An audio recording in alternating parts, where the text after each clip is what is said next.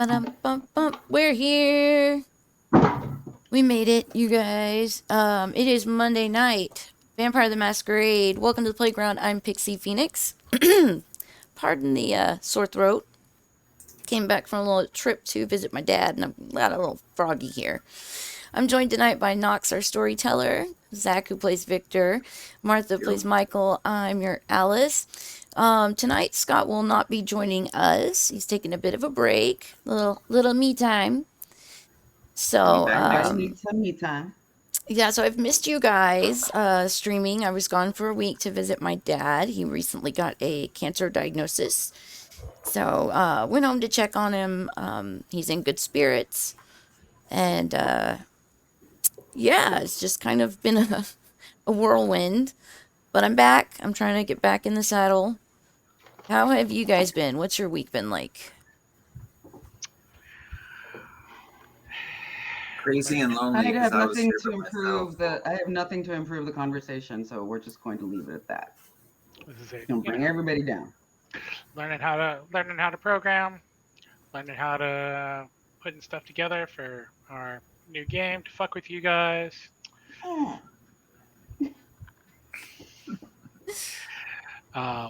Hey, at least you'll finally get to kill us. In something. That was too real. That was too real of an evil laugh. Oh my god. What the so natural too. Came out of like nothing. Look, that was from the depths of his like black heart. Look, they did one of those tests on Twitter where it was like rate yourself on like 120 different questions and then it'll come back and tell you which characters in media you were the most like. The characters that I turned out to be the most like. Dwight Schrute. No, actually, the characters that I turned out most like were Silco from Arcane, which that was one of those things where I was like, okay. Dr. Gregory House. Yep. Walter White from Breaking Bad, and Rust Cole from True Detective. And I just tweeted that and I said, I don't know what this says about me, but it's nothing good. Send me the link in that. I want to see this. Send me the link. I want to do this. All right. Cynical. Ruh-oh. All my life. Yeah, same here. All right. So Martha, refresh. Did Martha disappear for you guys? She froze. She's frozen. So I can hear you, but according to them, you are frozen. Yep.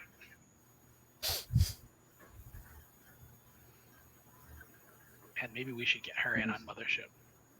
Okay, quit Excel. That might be what's running me too hard. Oh yeah, I've learned that other than having OBS open and the browser, that I can't have anything else open. And it's not even that it drags OBS down; it's just Roll20. Yeah, Roll20 is such a hard program. I can run I'm just trying to figure all out my what games. I can close. I can run all my games at 60 FPS, and my CPU no more than 20%. And I will never drop a frame rate. But while we're playing on any given night, we drop from 20 to 120 frames. It's such BS. Hey, Trauma! Welcome to Monday night. How's your week been? I know I've been gone. Yeah, you guys lurking, don't forget to be active in chat, as we always love to message back and forth, even in-game.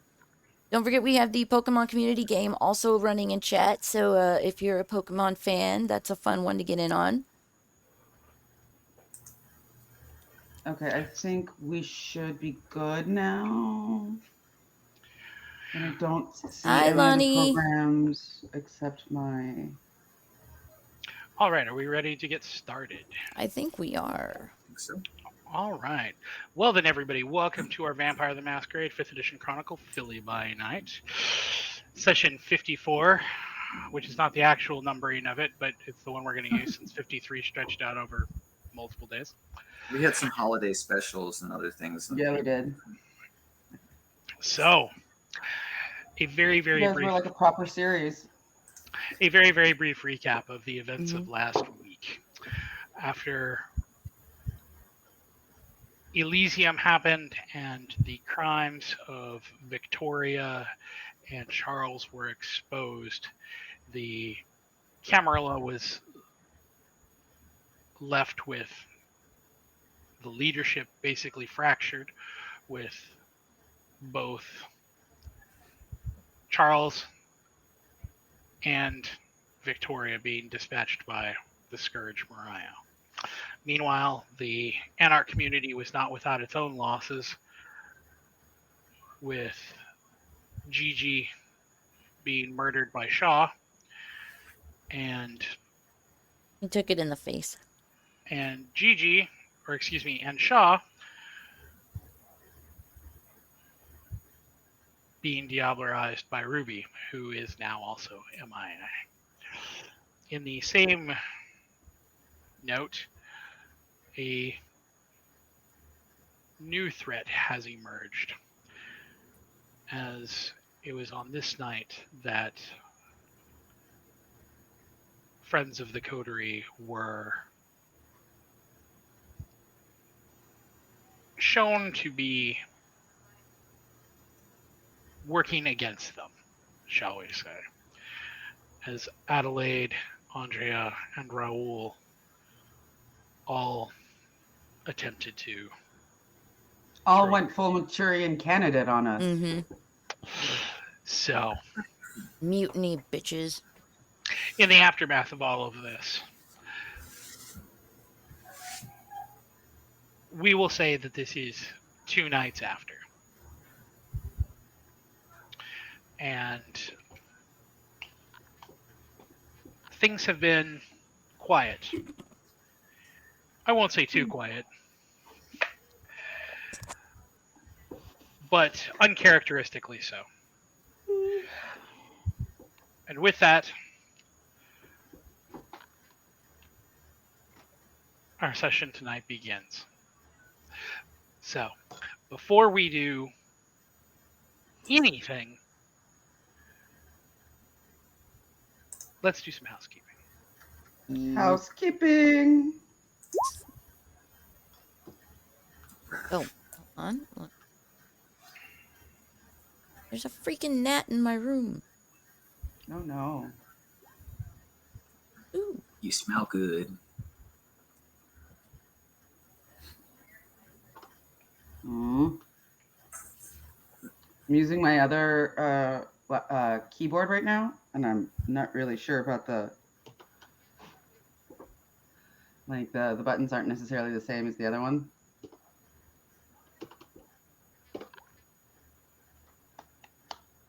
So, everybody wakes up and is in a reasonably decent mood. No one having in there be starting to crawl out early. So, Alice, you wake up first. When you wake up, the apartment is empty. Lane has already departed to head to the bar to start setting up there, leaving you alone.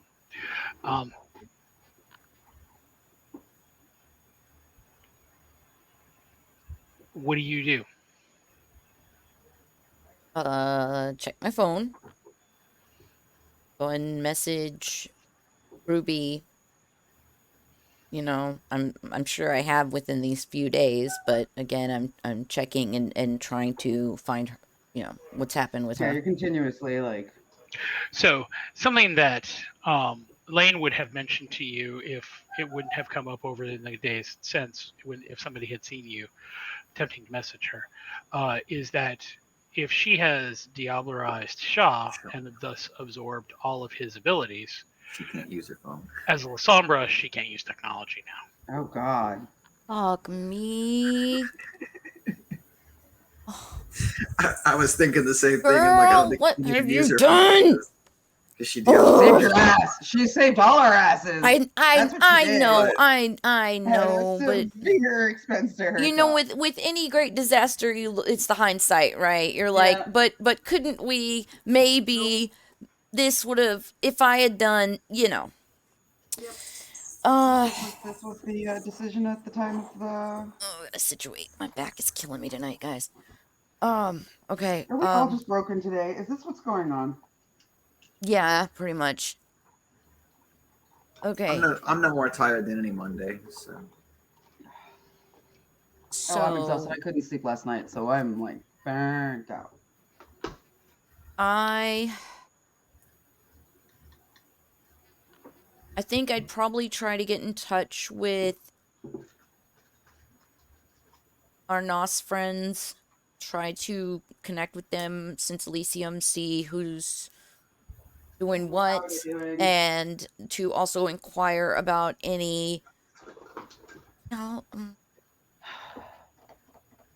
thinking to inquire about any kind of like cameras or anything that might have caught anyone leaving Elysium. But if she couldn't control becoming a shadow, she wouldn't show up on camera anyway, correct? She would show up as a smudge. You wouldn't be able to identify. So if there were any other La Sombra there that Exactly. you didn't know about, there'd be no way to identify. Okay, I'm gonna go to Michael on this one. I need guidance. So in other words, so you're going to end up waiting at the apartment until Michael is up, and then you're going to go to Michael. No, I mean, in the meantime, I'll probably go over to the club, you know, just kind of check in with the ghouls, So when help you with the bar if I'm needed, and just in that time, text Michael and, you know, I need to see you ASAP first thing when you wake up. so when you head over to the club, Lane is kind of hesitant to approach you, but she finally comes to you after kind of obviously gearing up to it and says, "So what are you going to do about your bar?"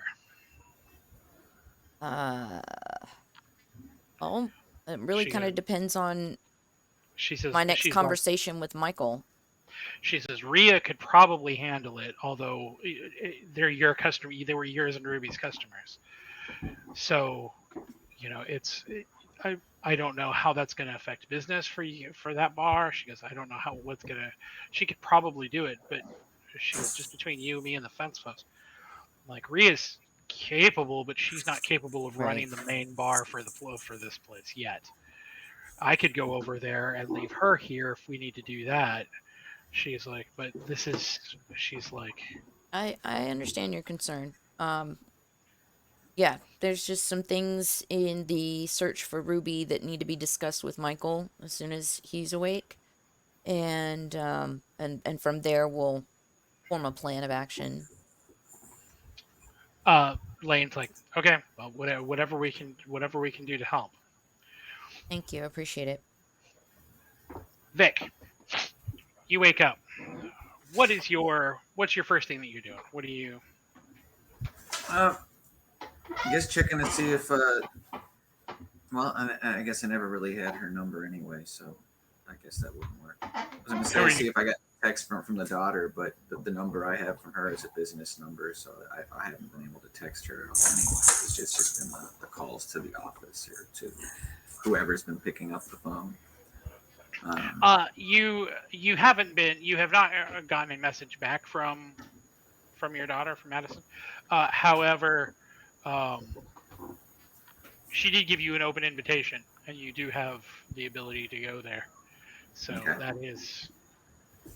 And I'll probably just check in with Michael and then see what's going on, and if I have the ability to break away and go meet with the daughter, I'll try and do that. All right. So, Michael, when you awaken,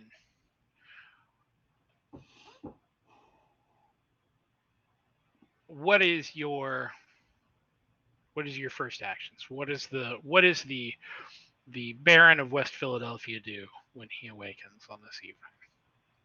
Definitely gonna shoot out a message to the NOS being like, I know it's tough times, and especially with the loss, let us know if we can do anything for you guys. Send that message to them.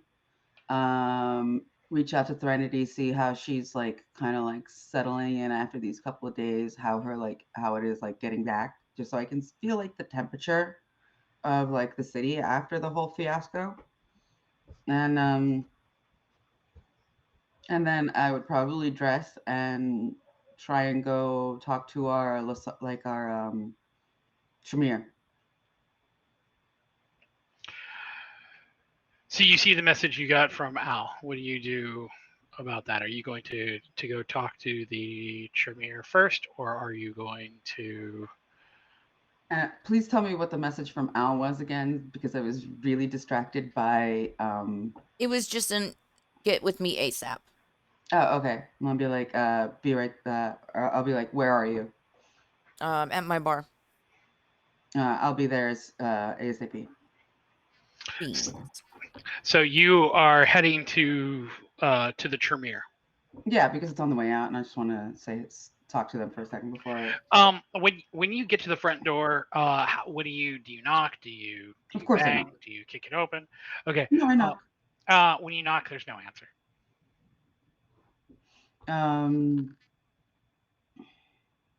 That's do I sense like there's people there, or does it feel like weirdly empty? You have no way of knowing. Normally, I would go so far as to say, customarily, whenever you have knocked on that door, it's been, someone has quickly Answered. But you have not seen Eugene since the night of Elysium, and you already knew that the rest of the Tremere hightailed it out once the Scourge showed up. So You mean like they hightailed it out? They didn't go off looking for something. Like they moved out.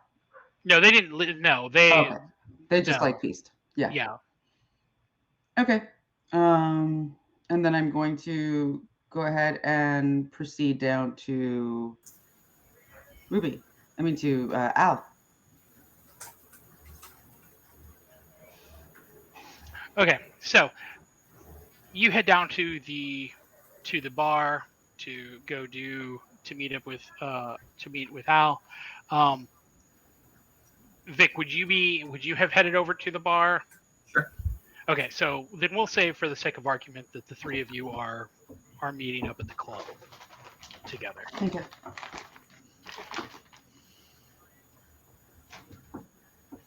So, what is it that you say to one another? What is the approach for tonight?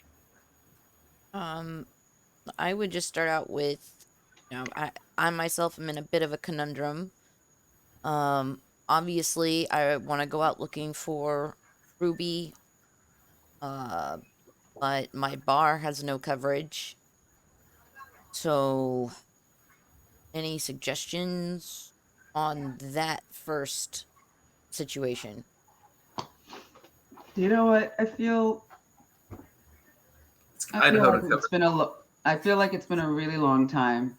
I feel like getting behind the bar. I'll take care of it tonight. Okay. Now, theoretically, you could also use Idaho as an NPC here tonight. That would be perfect. To put him behind the bar. So I'll go be like, hey, Idaho, can you get behind the bar? And he'll be like, sure. He's like, sure, I'm going to put tequila in everybody's drink. Exactly. And then second order of business is I'm at a loss for the next step in the search for Ruby. I instantly thought cameras, but obviously with her newfound power, that's not going to happen. I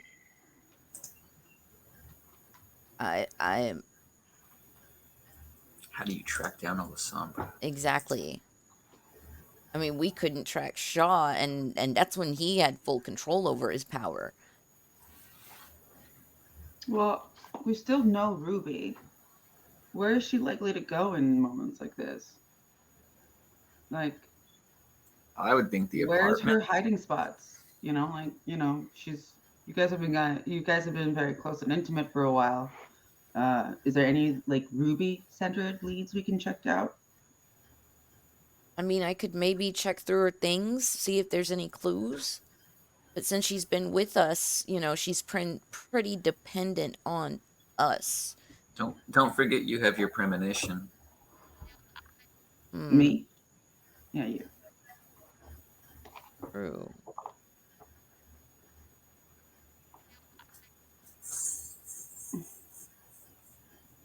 Yeah, I could try to roll premonition. So okay, are you attempting to just focus on Ruby, or are you attempting to go get something of hers to focus on? What Or would be the most powerful use of the spell or ability? Probably getting something of hers. Right. uh, Second. so I'm going to so everybody knows what the power is. Okay. Premonition: the vampire experiences flashes of insight. These may take the form of raised tackles, sudden inspiration, or vivid visions. While never too precise, these visions can nudge the vampire out of harm's way or reveal a truth previously overlooked.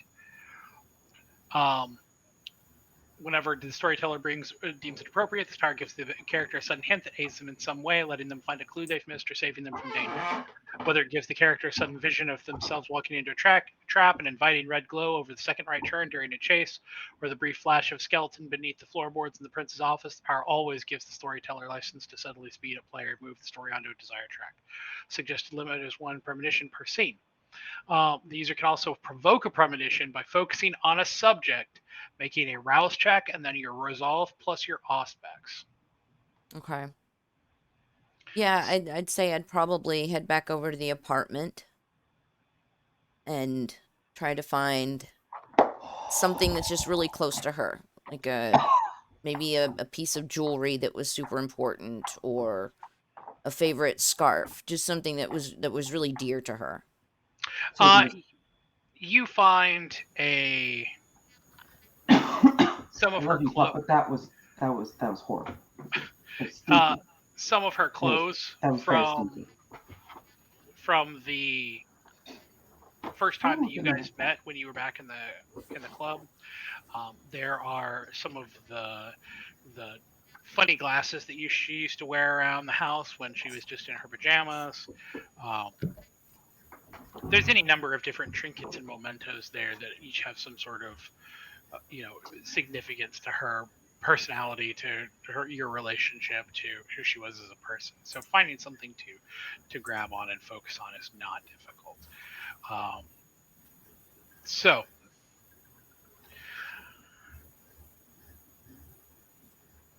roll a rouse check. You get hungrier. Worse. And now roll your resolve and your aspects. So just leave it as discipline. Now wait, hold on. Didn't you use your Bahari to increase your stats?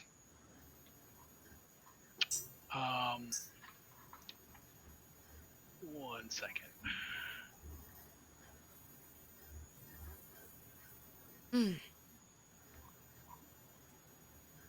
Yeah, you used it, I believe, to increase your resolve. So your resolve is actually only 2. Because I was looking at your stuff and I was like, there's no way that you have 4 points in resolve. So, okay. Yeah. So just leave that as discipline. That one says resolve. No modifiers. Yeah. Do you want to spend a willpower to reroll 2 dice? Rerolled. Oof. Okay. So the when you grab onto her, Could be something else. to her clothing, and you focus on her, there is a very, very brief flash in your mind. It is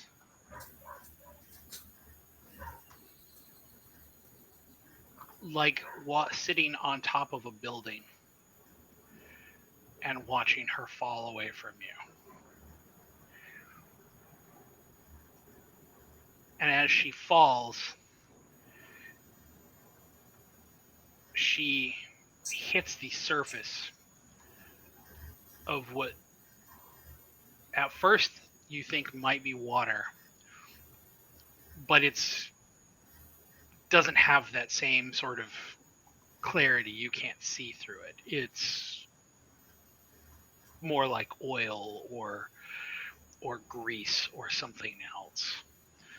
And as she drops into it, she quickly passes beneath the surface. And the surface of the liquid is only disturbed for a second. Like it swallows her up. Mm-hmm.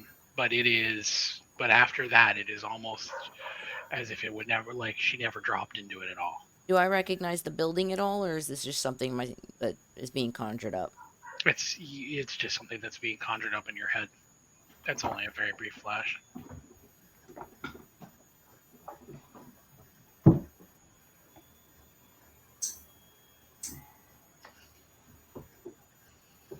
Side note, you guys, the thing that's been distracting me is my neighbors across the circle have basically set up a giant racetrack with cones and ramps for their kids' cars and are absolutely going ham out there. And it's the cutest fucking thing in the world because it's like perfect. Like the dad went out of his way. There's like hairpin turns and things and obstacles. And I'm like, all right. I don't got that kind of energy. Good job. Shit. Yeah, but you know what? Props to that dad. Props to that dad.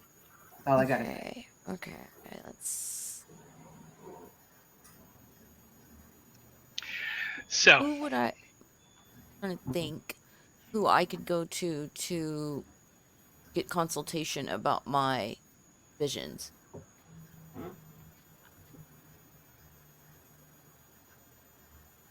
Like, The so voice? far, it doesn't seem like in our run of this game that unless I'm forgetting a character, it doesn't really feel like I have like a Malk that's higher up than me that I go to for information, for guidance, in this arena.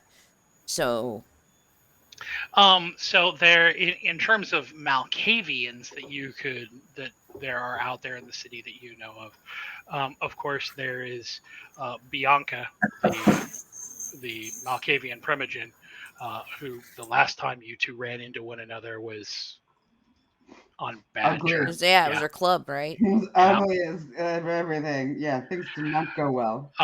There is, of course, the Malkavian who runs with the Northeast Anarchs, who has not shown himself to be particularly against you, and in fact, you might even look back on the night of what he saw, since he was the one who ran into Ruby and saw something, and it freaked him out to the point where He's the one who did the tear thing. Mm-hmm. He was crying blood and then like put it to you. Mm-hmm. And he had to be physically removed from the scene Right. by one of the other Northeast Anarchs. That's a good idea. The other, in terms of people who are more knowledgeable, of course, if you're looking for just general information, perhaps not analytical information about your current situation, but general information, there are always the NOS, although that's probably going to come with a premium as their entire structure has been turned upside down. Yeah. And of course, there is always the Hekata, who specialize in the dead. But that's not unlikely. That is a going to the Hecata and attempting to. I mean, you're not on great terms with Ariel, anyways, because of Ruby. Right. You don't really know Nora. You might be able to negotiate with Carmine if you can get an audience, or if somebody is What a- willing to use a boon in order to ask for Right. his help, or if you are willing to go into debt with him. But What about anyone that's also in league with the Bahari? You have not actually Yeah. networked very much on that particular side. That is something that you would have to actually go seek out. They might give you some insight. If you could find somebody to talk to. Well, let's do that. Okay. Let's work on getting a lead that way, because I mean, at this point, if I find others like myself, they may be able to give me guidance and, help with some of these things. Okay, so you want to.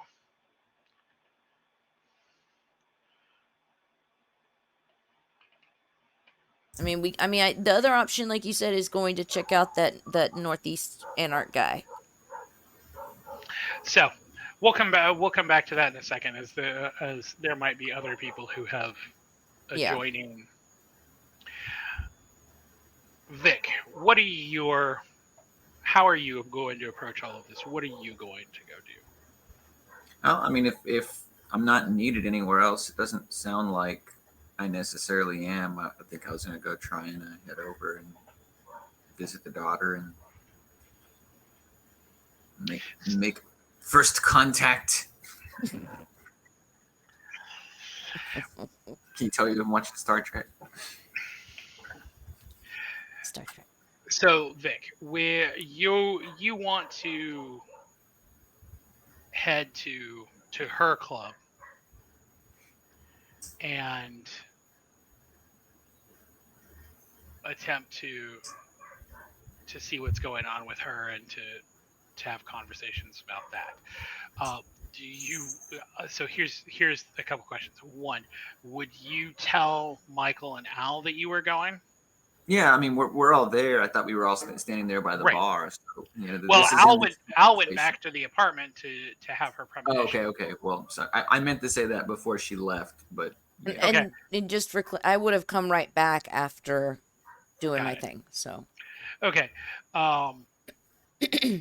The other question is, would you have invited them with you?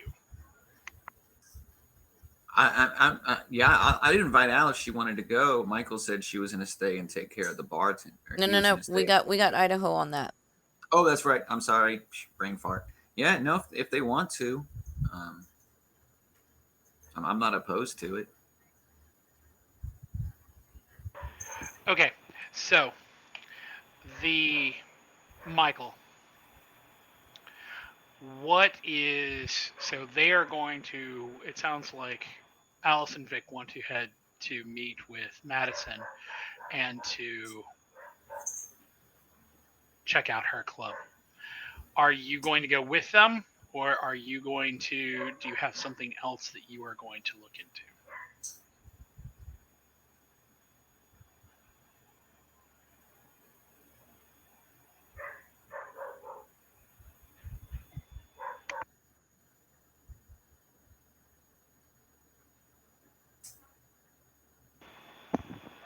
Martha, are you still with us?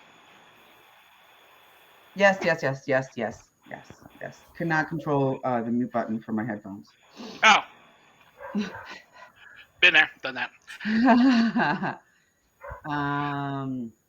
So are you going to go with them, or is there something else that you are going to look into? Well, did anybody respond to my messages? You did not receive any response from either the Nos or Threnody, which is probably not entirely unheard of, given that the Nos are. Yeah, in a free for all politically. Yeah, who knows what's There's even going on with them. reorganization, but I just wanted them to like. And Threnody is probably figuratively nursing her wounds, if not literally. And of course, you still have Raoul in the basement. Oh crap! I forgot about Raoul. We gotta deal with Raoul. And that was basically why I was going to the Tremere. Tremere. We've at least got to I'm- check on it before we leave. Yeah. At least, is he still like the same vicious? Like, has he calmed down at all in 2 days? So when you head down there,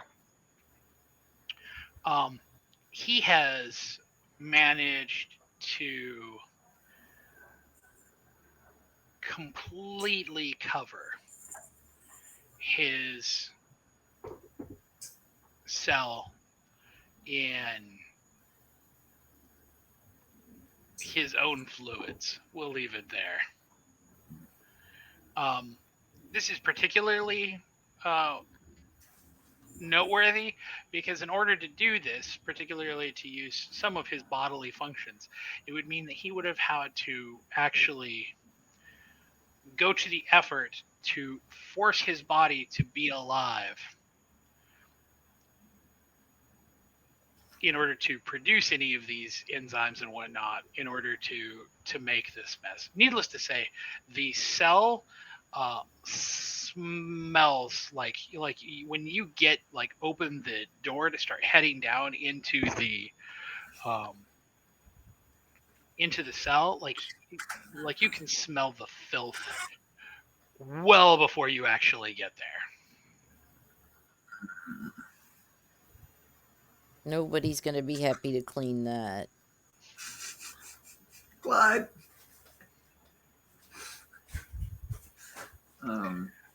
But in terms of his attitude, no. Like he doesn't respond to you. He doesn't. In fact, the weird part about it now is he doesn't even seem like he's Ever been a friend? That he's really there. He seems like he's just kind of staring off into nowhere. He twitches a little bit. His behavior is, when he does do any sort of movements, is very erratic. He's in the sunken place.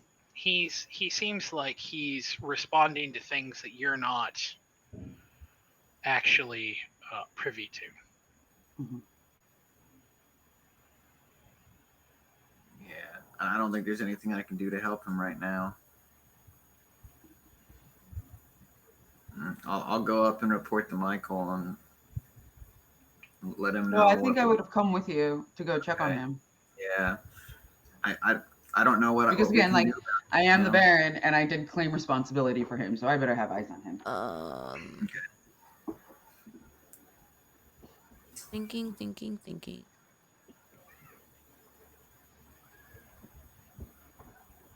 May even need to get Threnody involved and see what she, I'm not saying bring her down here. I'm just saying at least fill her in and see, if she has any ideas. They were close.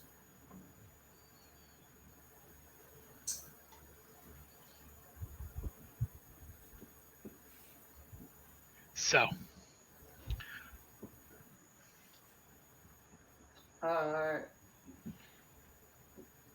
If I do I'd like to do a sense the unseen. I think it's the only thing I can really do right now. In the cells by the basement, I'll just give that one. You don't see anything. There's nothing down there. Because I was like, if he's like looking for things that we can't really see, I was like, maybe we can. No, there's nothing that's down there. The only thing that does look slightly different to you is when you look at Raoul, and you see something that you have not seen on him previously, which is that the outline on him is now much darker black. Okay, so it feels like he's encased in something. More so you. What has changed? Not so much that. So you would know that when you use auspex on somebody who has committed diablerie, um, the Mm. the thicker the outline upon them that you see is more indicative of how many other kindred that they have committed diablerie on. Most kindred don't ever get through their life without having to do it at least once or twice in self-defense. Mm-hmm. Particularly once you get older, the some kindred uh, get through life and only ever get a faint outline around them. Some kindred end up with thick black outlines that look almost like they're being outlined in like magic marker. Uh, Someone like Marie, who you've looked at before, she like it's just so completely overwhelmingly like it just radiates out from her. She So looks like a cartoon character on a yeah, street wall. kind of. So it's one of those things where um, that is one of the reasons why it is so difficult to get away in kindred society with murdering um, your peers through diablerie, is because if you do it, you are stained permanently with it. You just got to kill everyone that has auspex, and then you don't have to worry about it. Um, So is this stain something that's trackable, like through occult means? Now, that would depend on what you mean by trackable. You mean, could you track which vampires he diablerized? No, Is that what like you're asking? in some way use it to find Ruby. Oh, Uh, okay. so It's okay. so my answer to that will probably not be the answer you want to hear. Um, you could, if you still had the the remains of the vampire that was diablerized, and you were willing to subject them to a basically beyond the grave interrogation, uh, there is potentially a way to get an answer or answers there. Um, but that also is in terms of tracking somebody, no, that just will get you some amount of Yeah. additional information. I'm grasping at straws at this point. And I'm sure, the answer is right in front of me as always. I'm just not quite getting there, but So, what are you collectively heading out to Madison's club? Are you Is there anything else that you want to accomplish before you leave? I'm trying to think.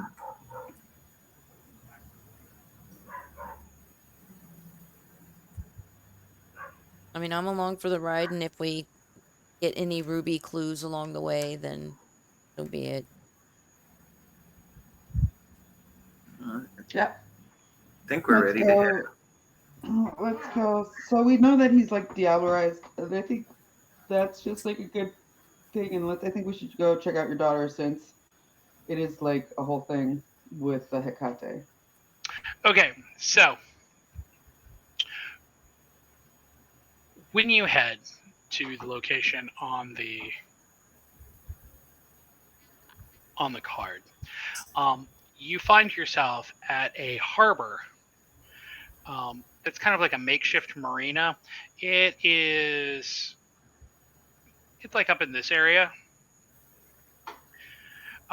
It is not actually when you get there, you kind of almost expect, particularly given the amount of money that you saw being spent when you went to Carmine's funeral home, and the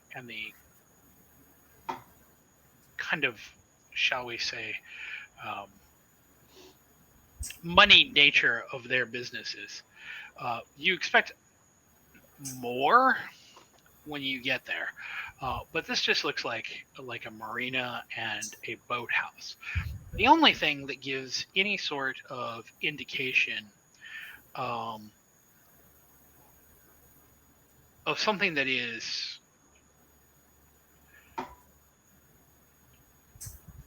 say not the way it should be is that at the boathouse at the end of one of the piers is a heavy-set gentleman. Obviously, bouncer-esque. Not just that he's bouncer-esque, although he certainly has the body for that. He is very, very similarly built to you, Vic. He is built like a brick shithouse. Gigante.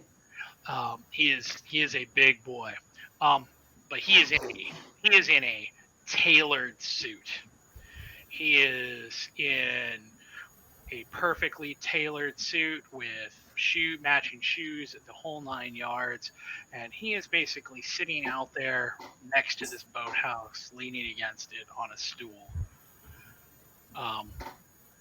And again, given the comparative poverty to him, he sticks out like a sore thumb.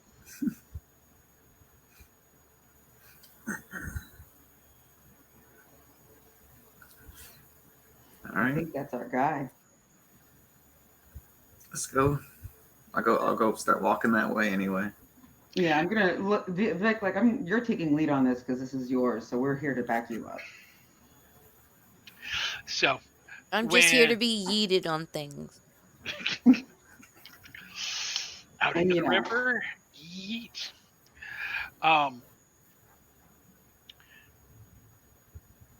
Vic, as you approach the guy,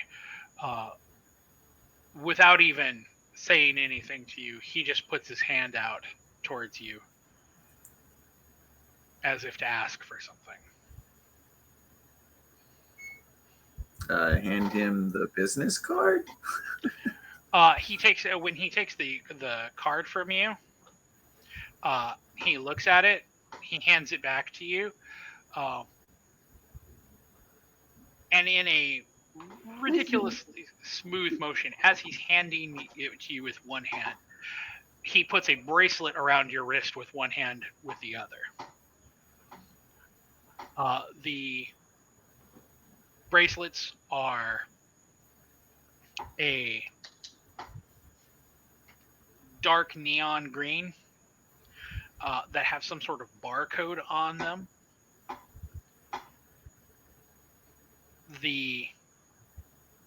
He steps to the side after putting that on you and opens the door to the boathouse.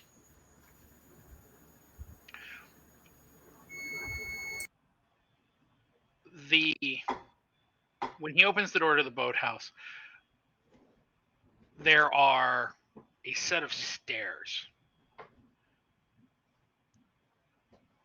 that appear to just go down.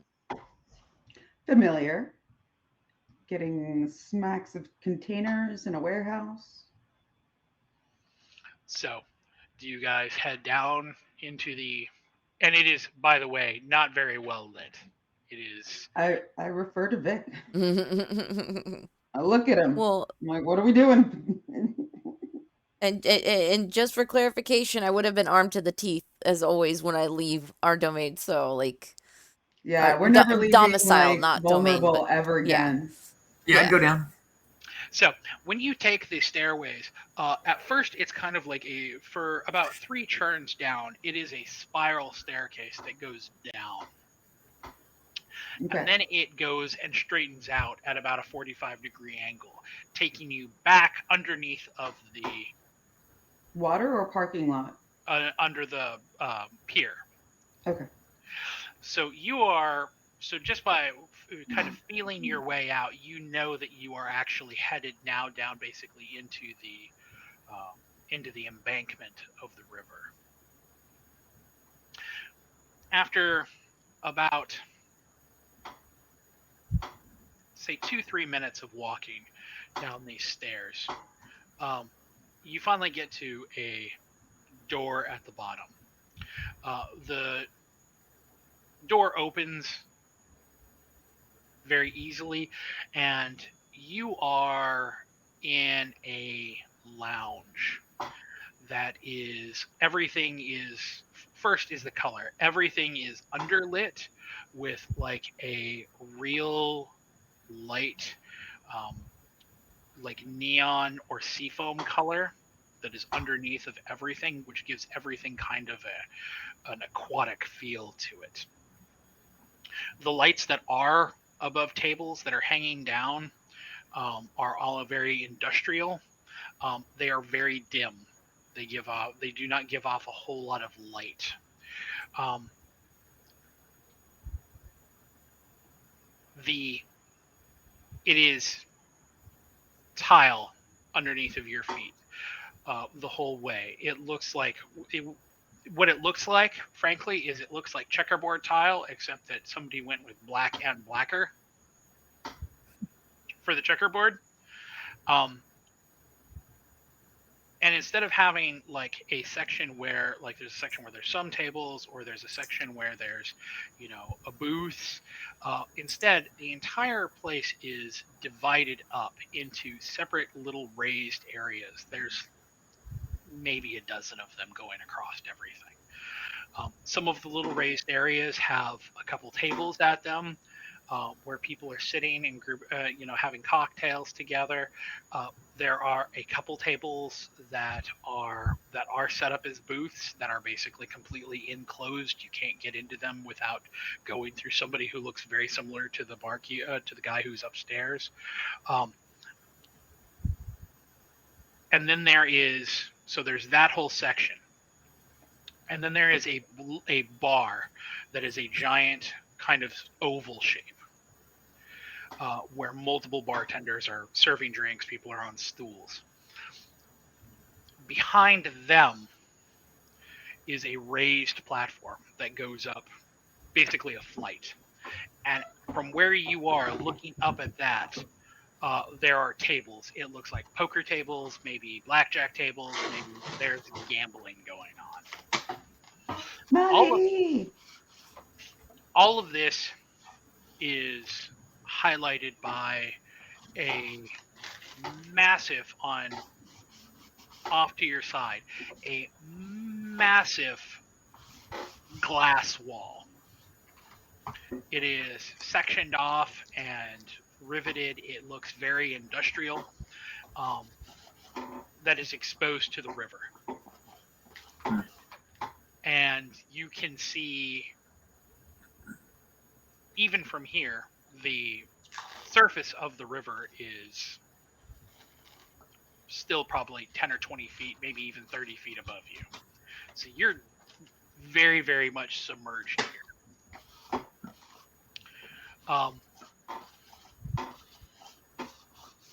The other thing, and Michael, this would be something that you would catch on to very, very quickly. The people who are here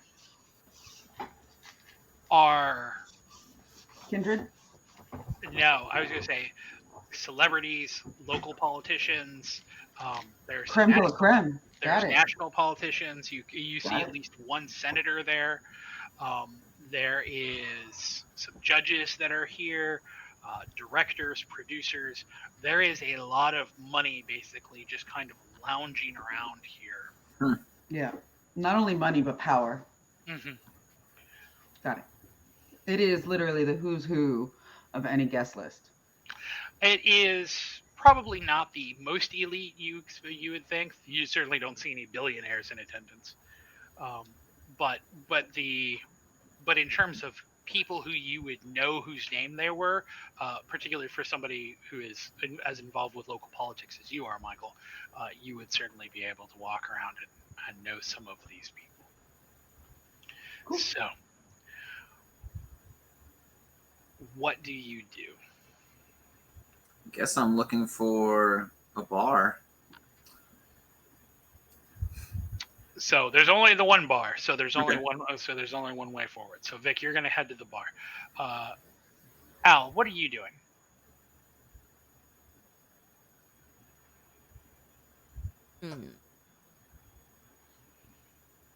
I think I'd just be observing and like you said, seeing if there's anyone I recognize. So, so you're going to take the time to actually like look around and see if there's anybody there who you know or recognize rather.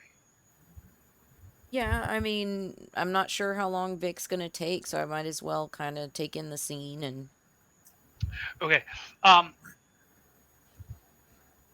so while you were looking around, there are a couple people there you recognize. Samantha is there. Hmm. Um, and Nora.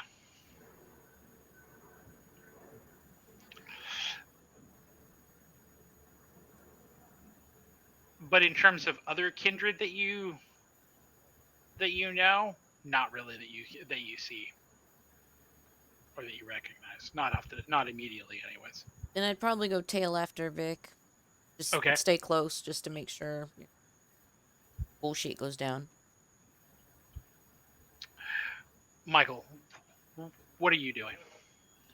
I'm going to lean up against the bar nonchalantly and do sense the unseen. So just to clarify, you're following Vic and Al to the bar, and then going to do Sense the Unseen. No, yeah, like as I'm walking or whatever. Okay, all right. I thought we were by the bar already. No, not even close when you come in. I would like to do sense the unseen. So that is going to be. I'm sure it's wits and aspects, and I don't think there is a. Yes, there is no rouse check for it, so it is just your wits and aspects. Unless you want to rouse to increase an ability, give you a bigger dice pool. Let's see, what is my wits and aspects? Wits. Scott would do it. Wits. I can. So 3, 1, 4. So 3 and 1 would be your roll. I could aid in that if GM allows. You cannot aid for disciplines. Oh, okay.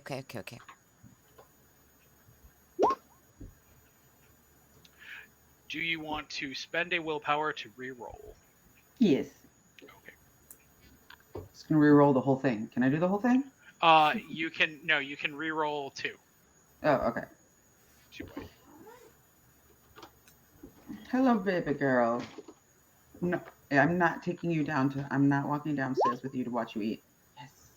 Okay, so. Come on. Psst. Come on.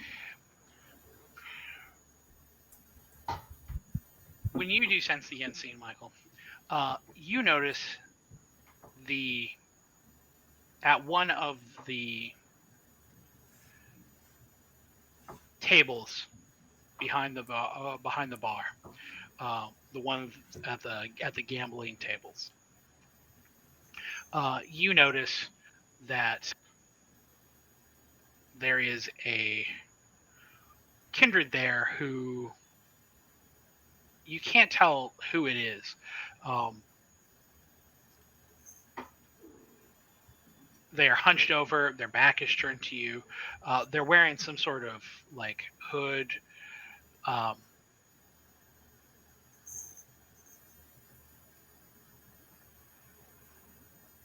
But they're certainly sitting in at a game. Huh. Okay. I'm gonna lean into Al and Vic. I'm gonna be like, I'm gonna go check out some dice. Is it cards or dice? There are multiple No, games. this kindred that's from where you are, you can't see. okay. He's like, I'm gonna go try my luck. I'm gonna investigate. So when you get up to the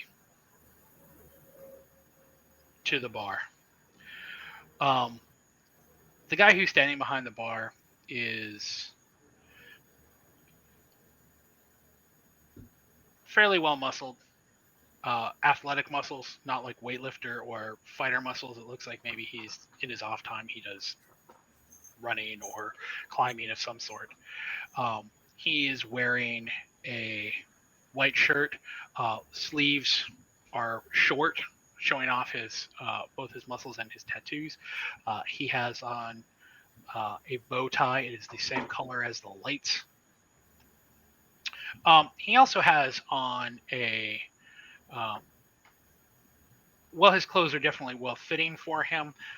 His haircut is certainly not. It is kind of a bowl cut that has grown out a little bit, so it's kind of a little shaggy. It is. It is.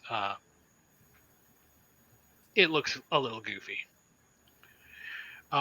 When he sees you, he smiles, and it is kind of difficult not to see that he is his teeth are seriously fucked up.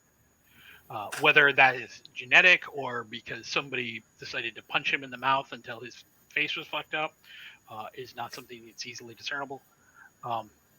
But he gives you a big smile, and A smile you wish you hadn't seen. yeah, it's one of those smiles. It's just like,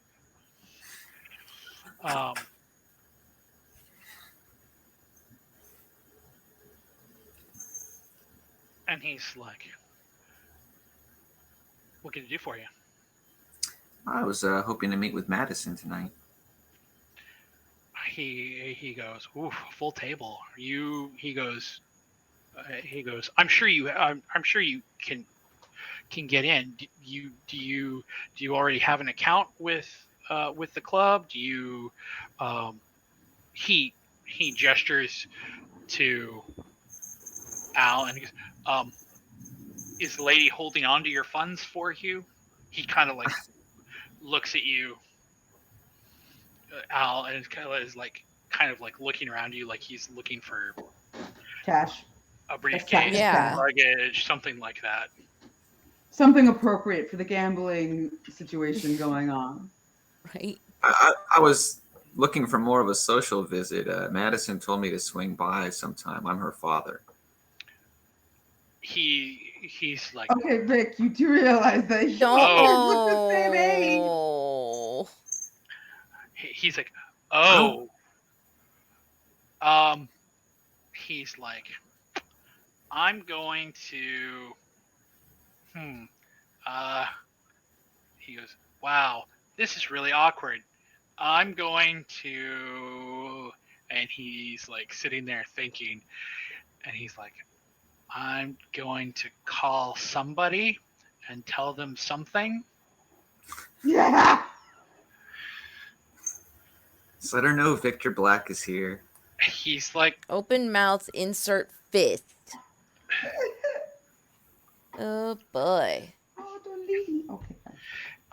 he like keeps looking at you, Vic, and he's like, I'll be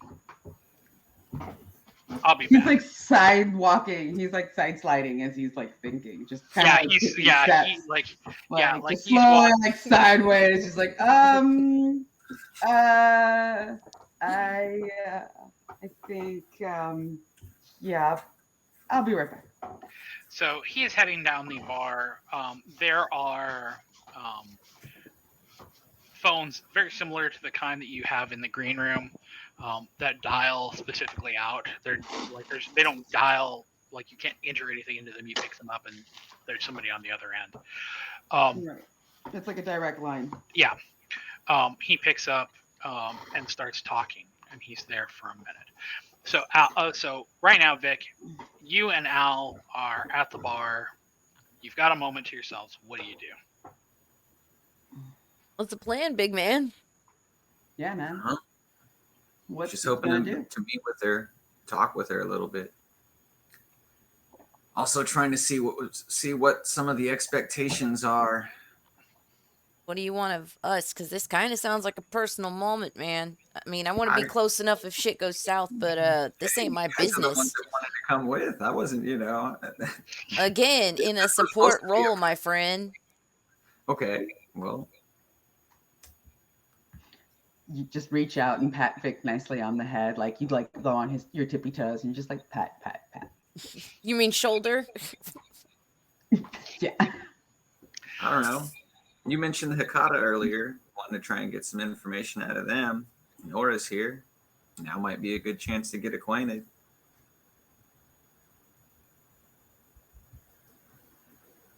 Speaking of acquainted, I'm blanking right now on what Nora looks like or Who she is in regards to us. yeah, because we just went through a whole lot of names being thrown at us So at many Elysium. names. She was So many the people. Hecata representative that was actually at Elysium 2 nights ago. She stayed afterwards and talked with us. Okay. Okay. Nora is also the very well known for dressing in despite the fact that she appears to be in her either late 20s or early 30s. She dresses like a granny. No, she dresses like Wednesday Addams, like perennially like Wednesday Addams. She is always in. I love it. In a baby doll. Yeah, in a baby doll dress with black stockings and platform shoes, little clogs, and her hair is never ponytailed. It's always out, and she is perpetually the most dreary little vampire that there ever was. Oh, you got a little goth girl. I love it. Heck yeah. No, I mean, if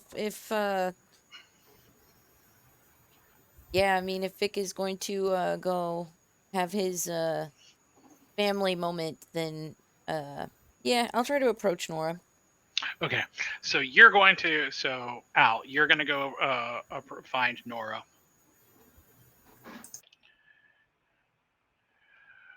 Michael, what are you? You said you were going to head up to the Games of Chance. Yeah, I'm just gonna go wander around, check out what games are playing, kind of head towards the vibe that I got of the person. Okay, so you're you're headed up there. The games. And Vic, you're just waiting on the callback from the bartender.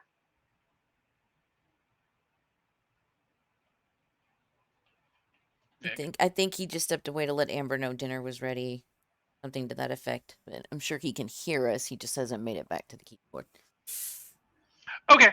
Actually, this is a good time for us to take a bio break. That does sound good. So let's hit that a little early, and we will be back at the top of the hour. Yes, and a quick thank you to, if I can say this right, Klaus GB for the raid. Just a quick thank you out there, and welcome raiders to the channel. We're going to take a quick bio break, and we'll see you back in a few. Thank you.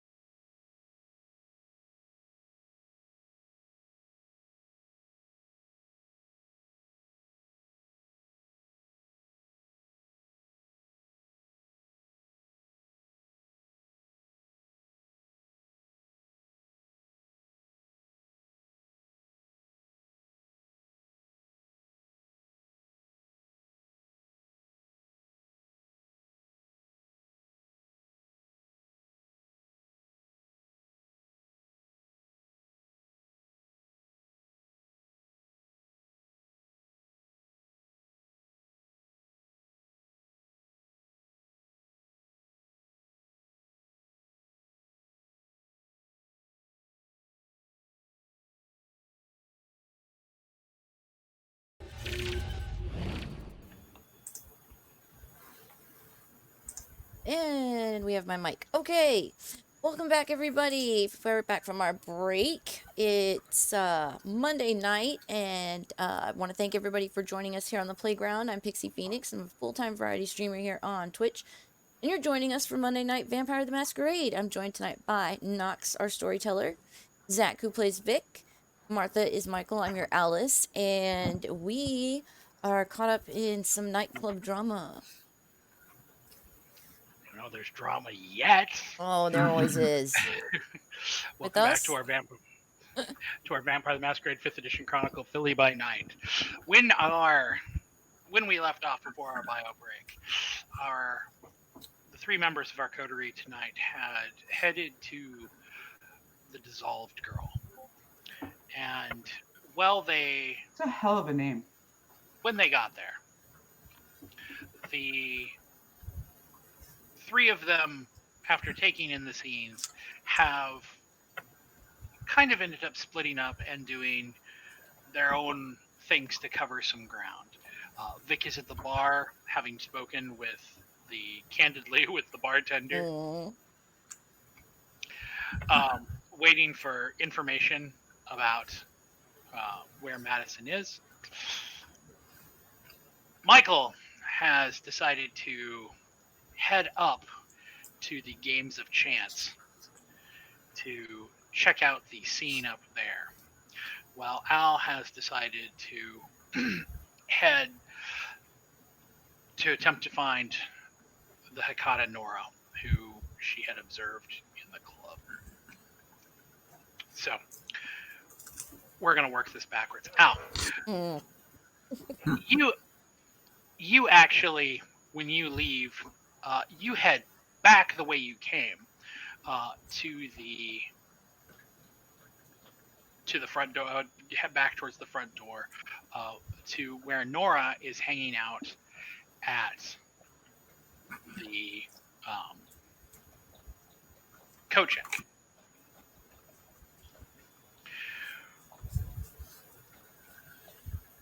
When you get there, Nora is idly talking to a woman there she's a little bit older. Her hair is pulled back into a long ponytail that goes down her back. She's dressed in a suit, very, very similar, like a pantsuit, the way that the bouncer upstairs was. Again, very, very well fitted. But where it very vastly differentiates is where the bouncer upstairs was wearing basically jacket, suit pants, shirt, bow tie. She is wearing suit jacket, suit pants with a corset exposing her very ample cleavage, and then just has the bow tie around her neck by itself.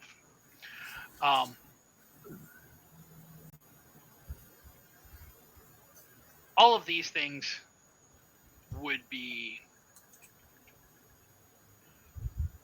notable by themselves, except that above and beyond all of that is her cleavage, and indeed all the way up to basically her neck is covered in ritual scarification. Not scarred, as if she recently underwent it. And even this close, you can smell it, Al. You can smell the vitae from the open wounds. And so, I'm guessing her jacket is stained with blood? She does not appear to be bleeding terribly. Like, there's no seeping wounds. Okay, okay. It is mostly, it looks, again, like she didn't, like, dig in and, like, go all the way down to muscle or anything like that. but she has definitely done ritual scarification basically everywhere that you can see that isn't her face or hands.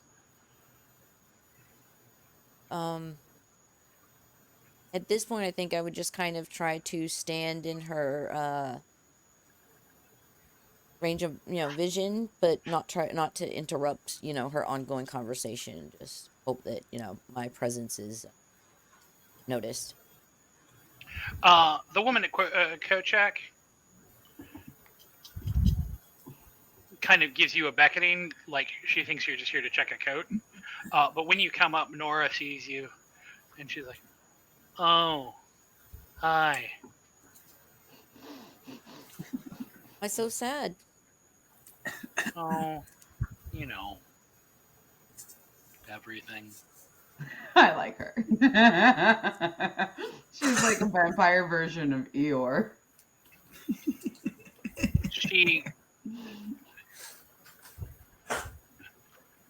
She looks at you and she says, "Oh, I remember who you're with.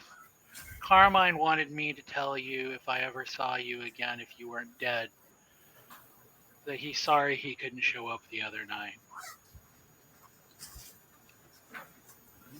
Really?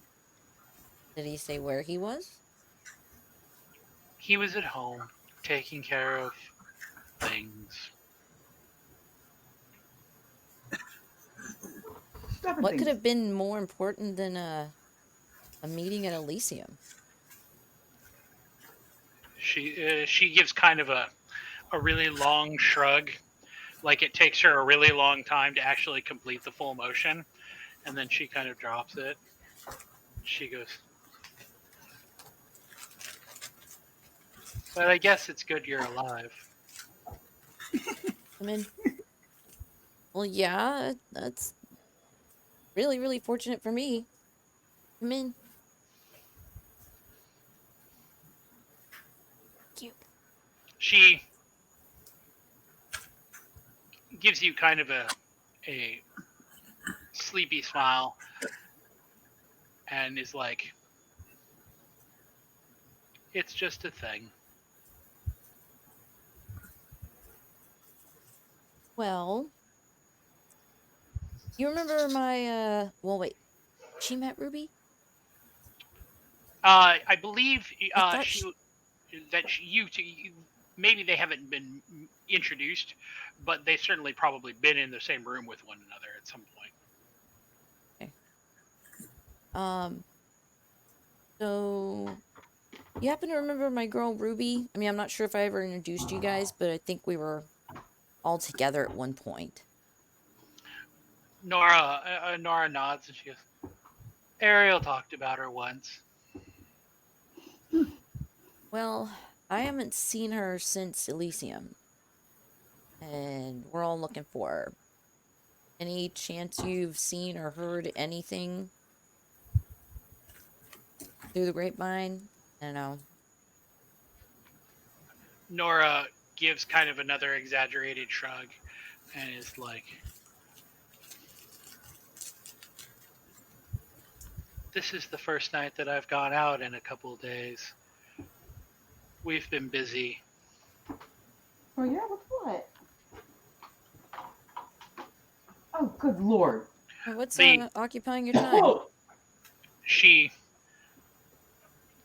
gives another kind of sleepy smile and she's like, "Oh, there's been a lot of people who have shown up unexpectedly. We've had to do a lot of work. There's been, the mortuary, the funerals, and then the interment and burying them, and then exhuming them to ask them questions later, and then re-interring them."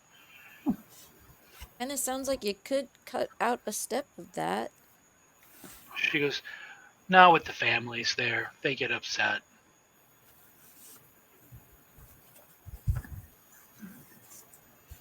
Well, She goes, So I haven't heard anything, but it's possible that we just haven't asked the right questions.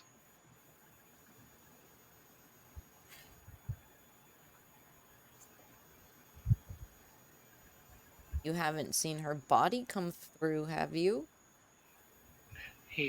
She goes, no, but we don't get a whole lot of vampire corpses.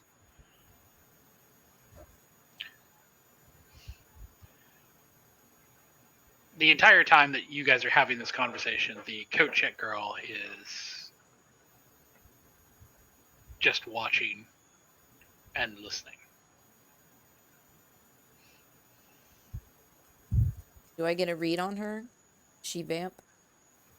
Oh, she's very. You can smell her. Okay. Okay. Her the vitae. So she's very, very obviously kindred.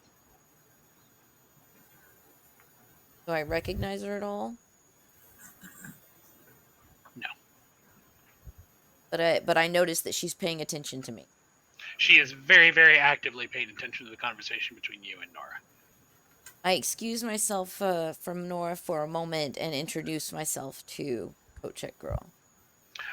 She reaches out and so how do you introduce yourself? I put my hand out, kind of an overhanded shake. I'm Alice. I kind of new around here. She reaches out and takes your hand, kissing you lightly on the knuckles. And she nods and she goes, Uriel. Like, this one's not going to be easy to mix up. She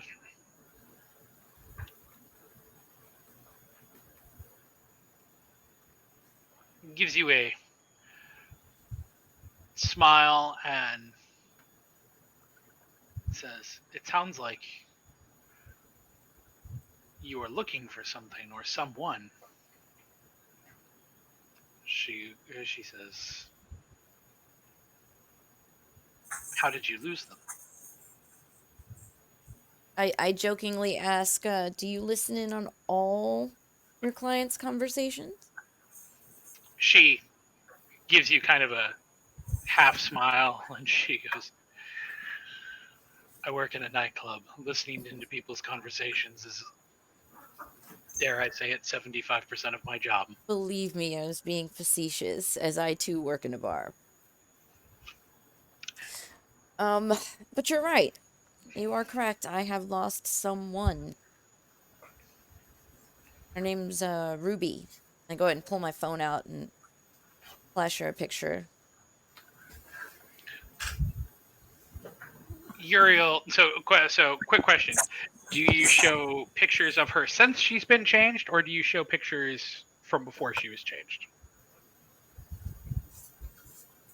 I mean, I imagine I would have both in my phone, so I could flick between. So when you show those photos, Uriel sees and nods, and she goes, a missing child. Very much. She's very important to me.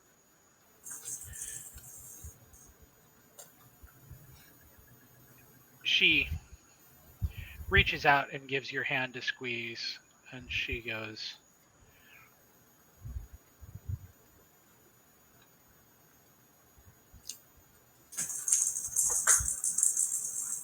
I know this is somewhat verboten, but the Dark Mother knows how important our children are to us. That she does. She says,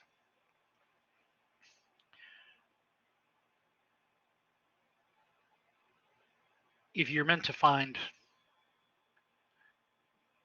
your child, you'll find her. She says, but know often that children don't want to be found, and those that are found are sometimes need to be dealt with in unfortunate ways. Saying she's not redeemable? Uriel shakes her head and says, no, I have no idea of the circumstances or where she is or anything to that effect. She says, but as somebody who has sired twice and only has one child, I can tell you that sometimes children go astray, and it is up to us to right our own mistakes in those cases. It is an opportunity for us, and it is a better path for them. But she gives your arm another squeeze, and she goes, however, from one sire to another, she goes, I do truly hope that it does not come to that, and that you and your child are reunited. I do appreciate that.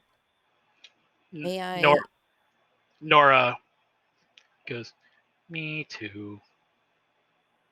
Thank you, dear. I know that must take a lot for you. She goes, that was really hard. But appreciate it. I turn back to Uriel and ask, may I contact you in the future? Being a sister of sorts.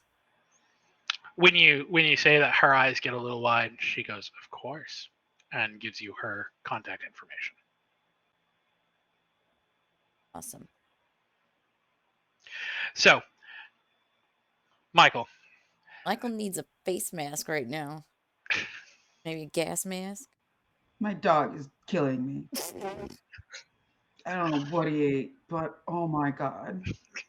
Believe me, it's taken a lot to like keep composure watching you like cross your screen. It's so bad. And he's like stuck under my legs and won't go. Won't go outside. Breathe through your mouth. It's really bad, guys. That's okay, puppy. I know. Everybody with a gassy dog, put an X in the chat. Oh man. So, while you head up to the games of chance. So when you get up there are probably 5 or 6 different smaller tables that are at the front of the platform. And then there is another slightly raised up platform that is actually cordoned off, where there is another game going on, though you can't see what it is. And there appears to be some sort of disturbance going on up there.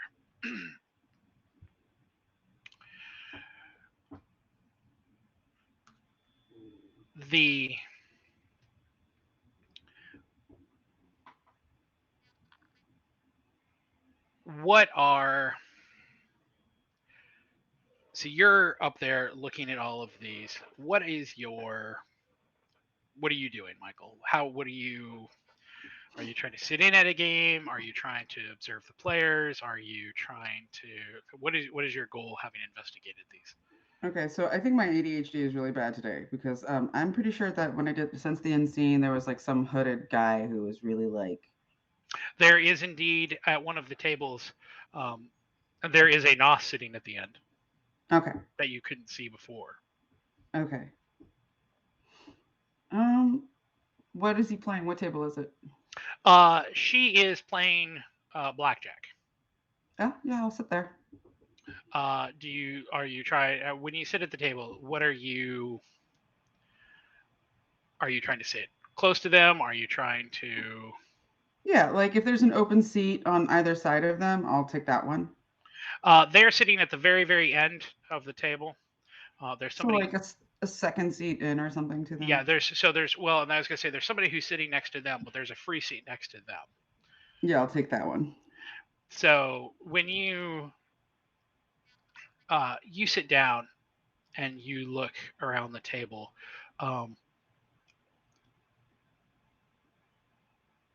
You recognize one of the people who is sitting here at the table as having been a former mayoral candidate for Philadelphia.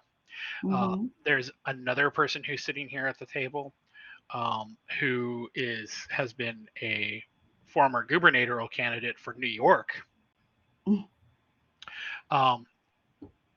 And then there are 2 or 3 kindred who are sitting at the table. There's you. There is the guy who's next to you seems to be just human. And then there is the Nos at the end. When you sit down, the dealer is a super thin man, very charming, has a kind of a scar on his lip. Mm-hmm. He looks you in the face and he goes, "Blackjack, 5,000 ante, you in?"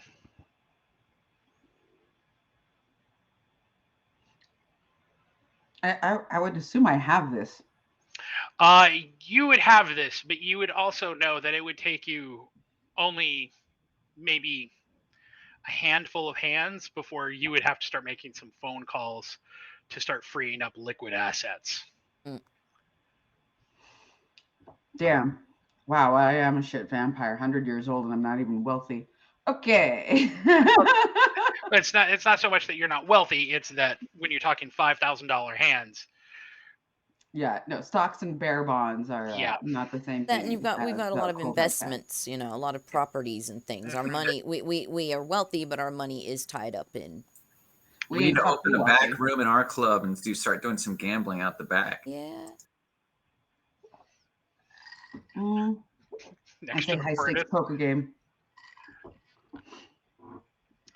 So, what do you? I'll be like, all right, I'll play a hand.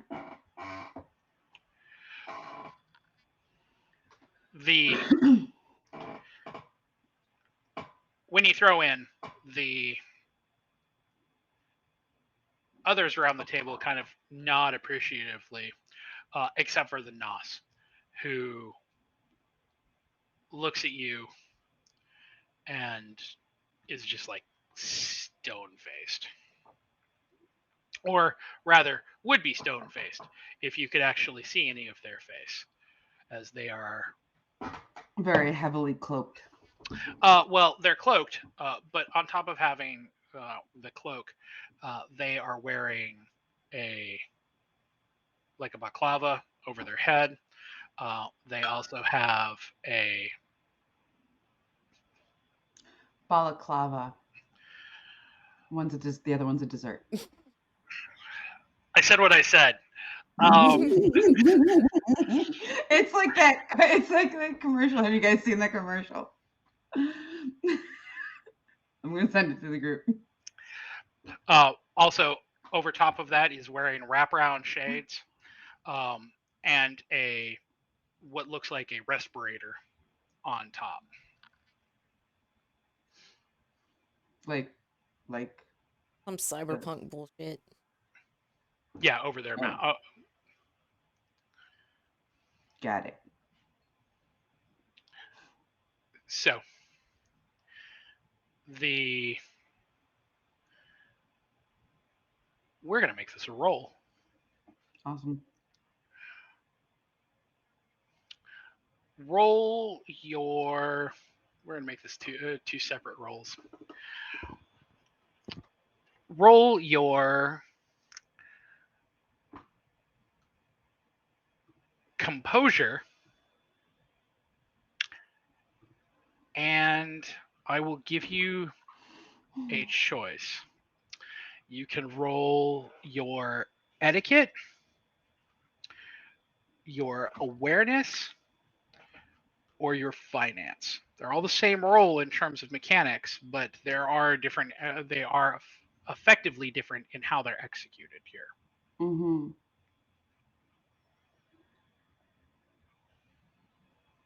We're gonna do awareness. Okay, so you're going to roll your composure and your awareness.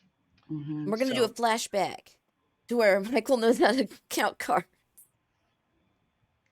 Damn it, wrong So- game. That's 3 and 2. Wrong game. So 3, 2, so 1 hunger, so 4 and 1.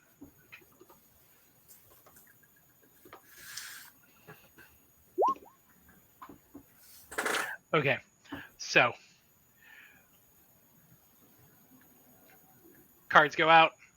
You look at what you've got.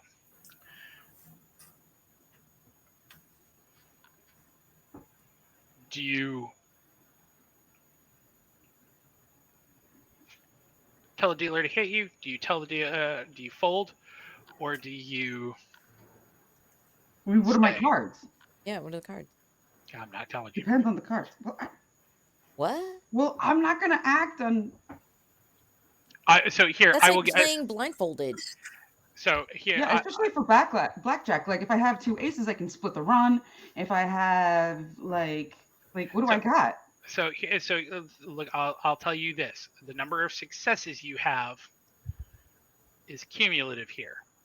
So you've got 3 successes. So think to yourself, if this was going to be done on a single roll, you've got 3 successes at this point. So you've got a pretty decent hand.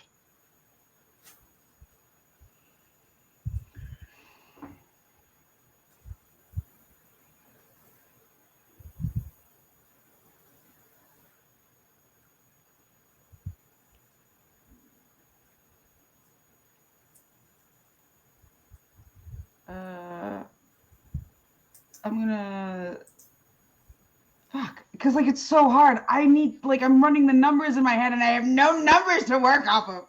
So You you're have just 3. gonna have to just bullshit it. Yeah. I was gonna say All you have right, 3. You have all right, so, hit me. so you're gonna hit. Okay. So roll your composure, and so you're basically making the same roll, but in this time it's going to be your composure and your finance. So the same. Same roll. So, Numerically the same roll. So I'm just gonna re-roll. Yep. I busted. I will give you the opportunity here if you want to use willpower to re-roll 3. Yes, please. Fuck. Alright. You get a bonus for triple force, though, right? So 5 successes.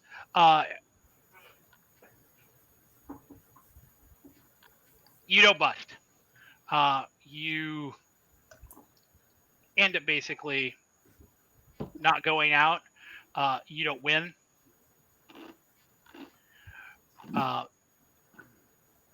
The guy between you and the Nosferatu ends up going out. The 2 candidates, the mayoral candidate and the gubernatorial candidate, both of them end up going out.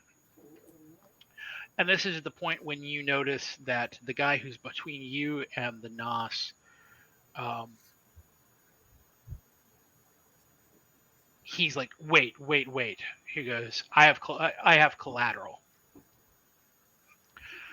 And the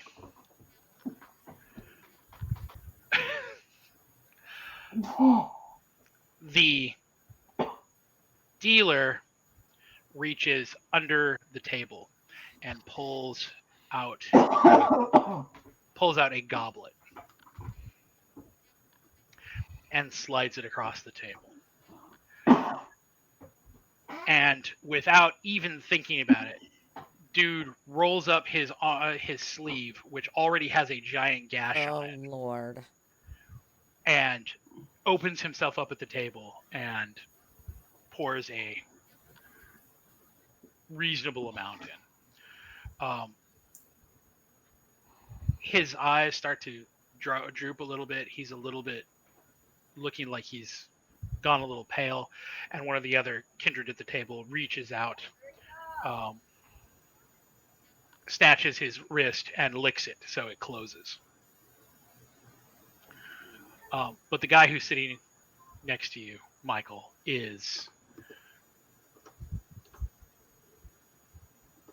probably, shall we say, not making the best decisions of his life. The Nos looks at him and just kind of shakes her head and whispers, pitiful.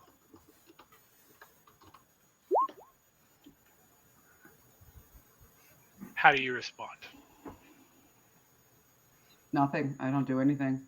Wait, just for clarification, he said the word pitiful? Mm-hmm. She Okay. said the word pitiful. The Nos is a dealer? Then, yeah. Or the dealer is a she? No, the dealer is a dude. The Nos on the end of the table in the hood and all the Hood gear is a she, and she said pitiful. pitiful. Okay, just, yeah, okay. Like chasing anything like that, I'll just give a small nod. Like that, like little, like, yeah, what you gonna do? Addiction, like gambling's gambling. It's not different. Vic. The bartender comes back to you and says, so this is weird. This has never happened before. So I'm supposed to escort you to the table.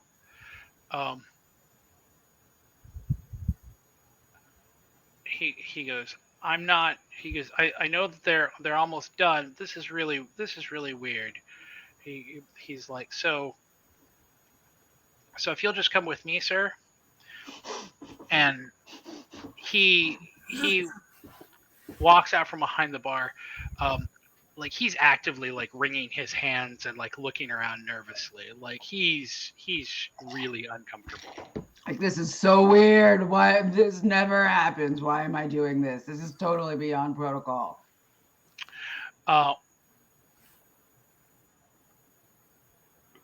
Vic, he walks you up to the gaming tables, past all of the games that are on the front, and to the cordoned off areas that are in the back. When you head up those stairs, and the bartender, when you get to that point, he's like, I guess you're supposed to go up there, and he's like, I'm not allowed to go up there, so good luck. Thank you, sir. Careful. Have a great evening. He's like, okay, and he kind of wanders off. As you head up to this table, Madison is dealing. It's always blindly walking into. No idea. There are senators up there. There is the Royce, the Primogen, the Ventry Primogen is sitting at the table.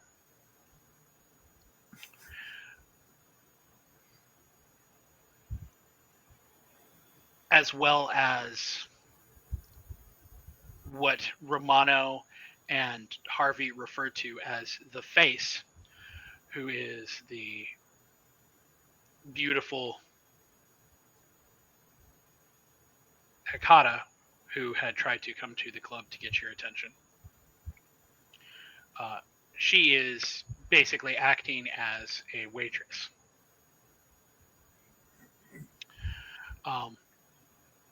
When you step up to the table, do you actually sit down at the table, or do you stand off to the side? Or I'll stand off to the side for now. Just kind of watch. When you stand off to the side, Royce glances over at you and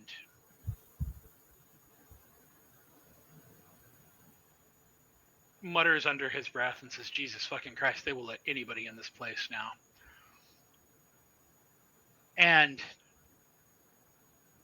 everybody at the table kind of goes to glance over at you, and there is a whip sharp sound, like, and everybody wheels back. And in a smooth motion, Madison, in the middle of dealing cards, stood up and slapped Royce across the face, which by itself would not have been a particularly big deal.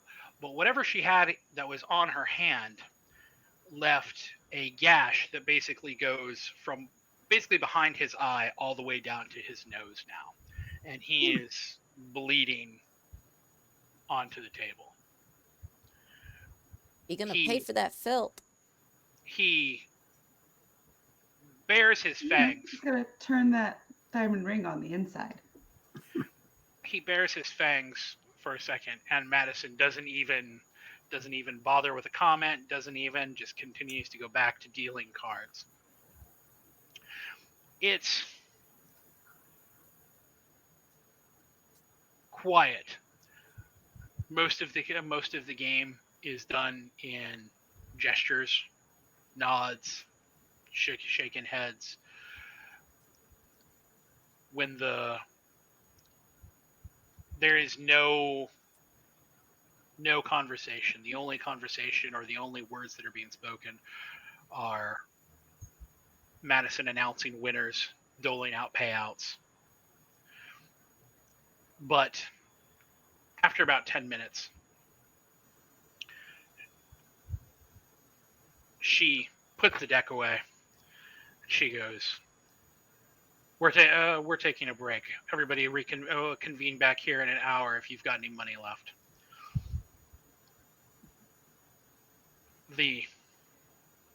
All of the VIPs, as they were, get up and start to walk off. Royce looks at you, Vic.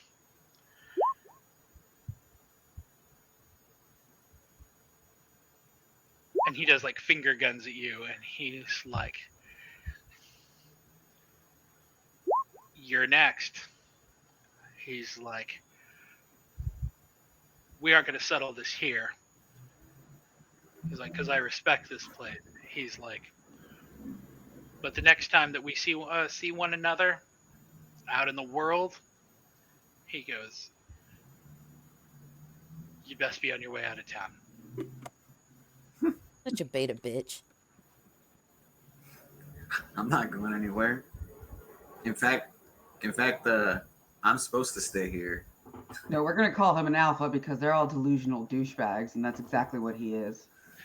Royce goes, "Oh, we'll see about that. We will see about that." He goes, "I wouldn't put money on it, though."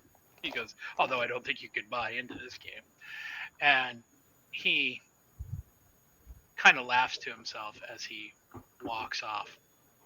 Although you do notice that he has yet to mend the wound on his face. Madison sits back down at her spot on the dealer table and gestures for you to take a seat across from her. I'll go sit down. She leans back, kind of idly shuffling. She's like, "So, what do you think?" Oh, sure know how to handle yourself. She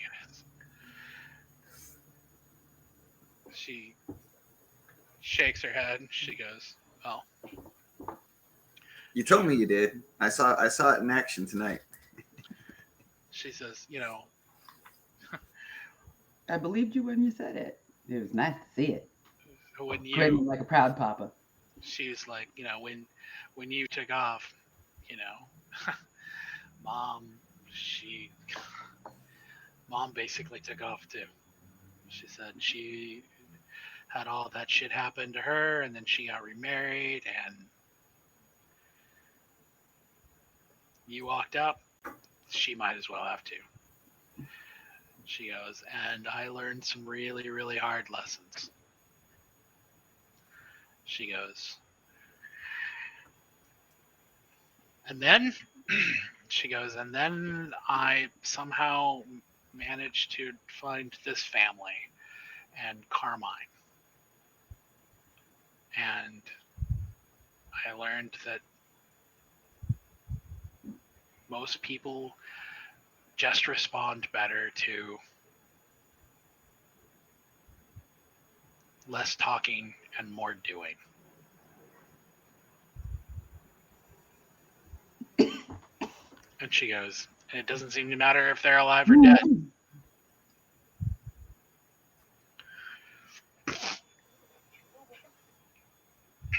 She goes, but it is, she kind of nods and she goes, but it is nice to have your approval. She goes, I don't need it anymore. She goes, but it is nice to have it. Well, it's nice to know that you grew up so strong, even though the situation that required you to have to be so strong, I understand was messed up. And if I could go back and change things, I would probably do things differently, knowing what was going to happen in my absence. But at my time, I freaked. I didn't think I could be around you and mom and still keep you safe. And I thought you would be safer without me. And She nods and she goes, I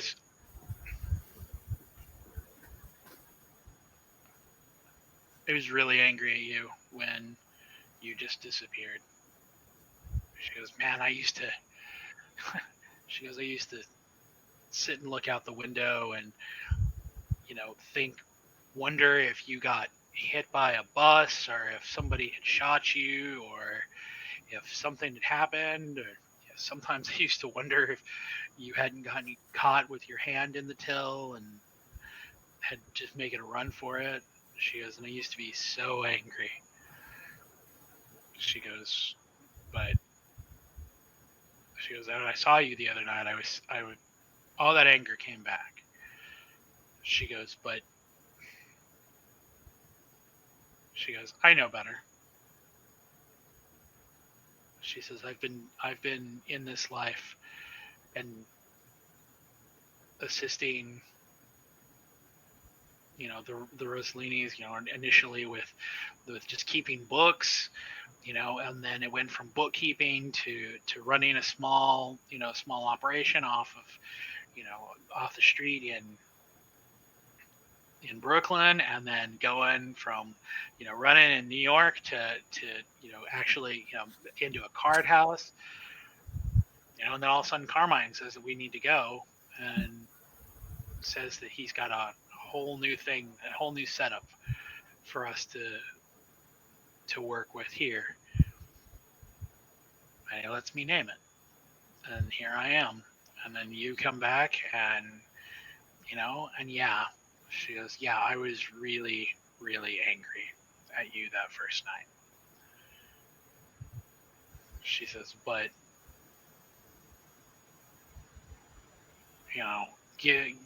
she says, I talked a little bit with Carmine about it and with Helena here. And she says, and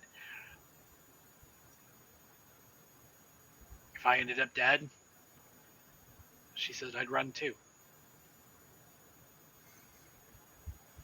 She says, I don't know what that's like yet. She says, but she says, if I knew I didn't have anybody to go to that was like that at home, she goes, I would probably try to stay away too. She goes, so she says, I'm not saying that what you did was right, and it doesn't undo what happened with Mama, but she says, but this is, she says, I'm not angry. She goes, I get it.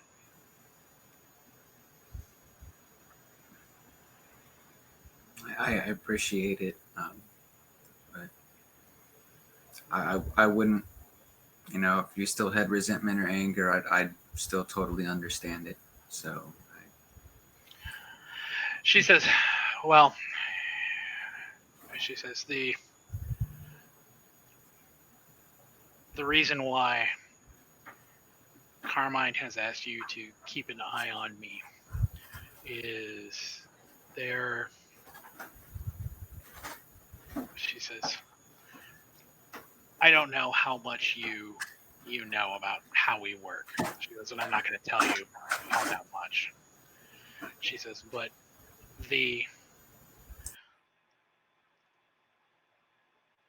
there are people in the family who don't want me to be a part of the family. And there are people who are a part of the family who really don't want Carmine to have as much say as he does here.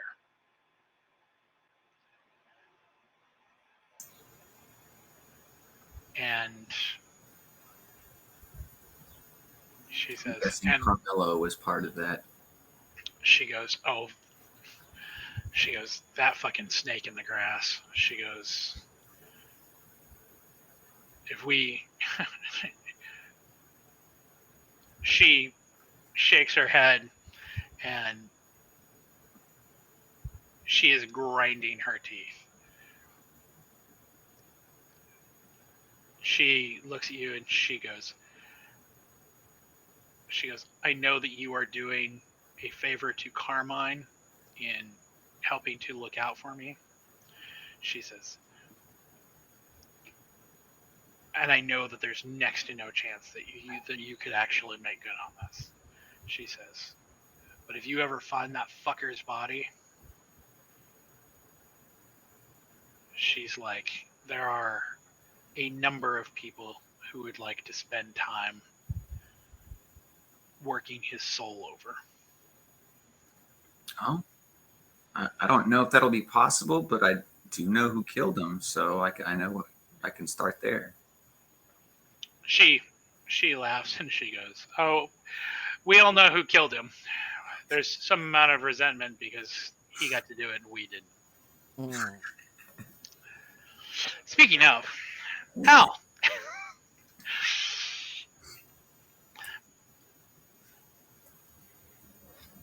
what do you, having had this conversation with Uriel and Nora, what are you doing? Are you heading back into the club to walk around? Are you continuing the conversation? What are you doing?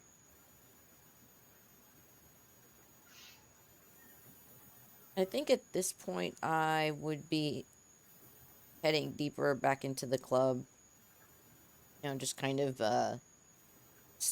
trying to be aware of what's going on. Again, if I run into anyone I know, but probably heading back toward Michael because I'd know that Vic is having family time or whatever. So probably be like wandering my way up to the tables. So when you are on your way to the tables,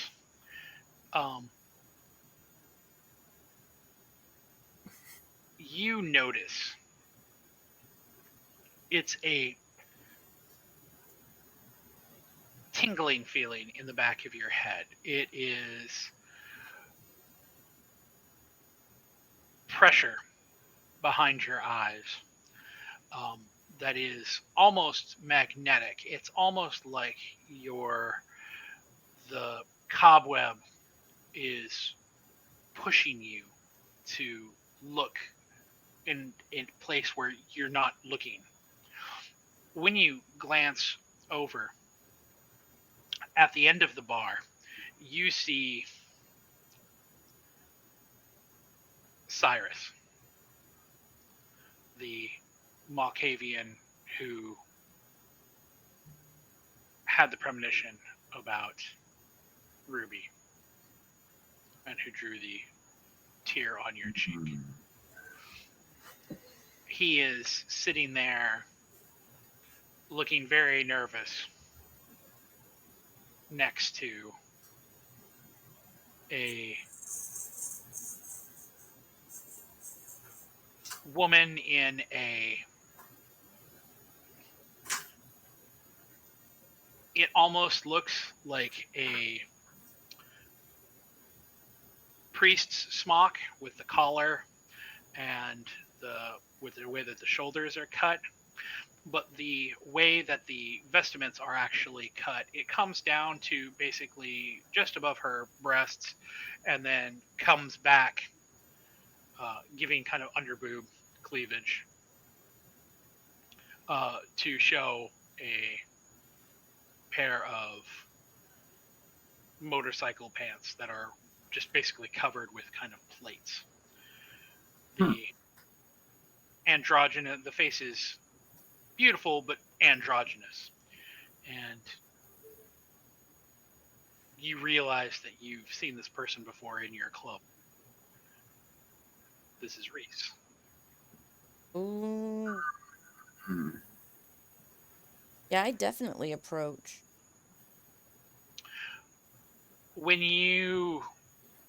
How do you approach? Are you attempting to sneak up? Are you attempting No, to? no, no. Out in the open here. He's not obfuscating or anything, so no need to be sneaky about it. I just walk up and, you know, oh, very interesting seeing you here. How are you? So, are you addressing him or are you addressing Uh, Reese? Cyrus first. When he sees you, uh, he like seizes up. He's like, oh, oh, and it's really apparent that he wants to say something to you. Like he like starts forward like he's gonna say something, and then he stops up and he looks at Reese, and then he kind of like puts his hand down, and he's kind of like hiding his mouth kind of in his fists, like he's afraid he's gonna say something. Reese's eyes are half closed; they're kind of lidded. She just kind of looks at you, and she says, "You're interrupting."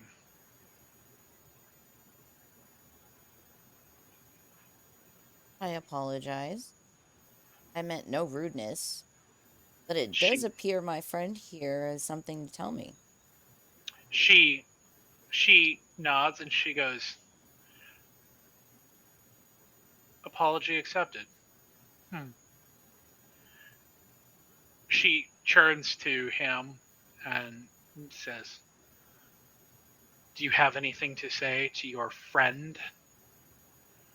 And he doesn't look up at either one of you. His hands are just kind of in front of him. He just kind of shakes his head.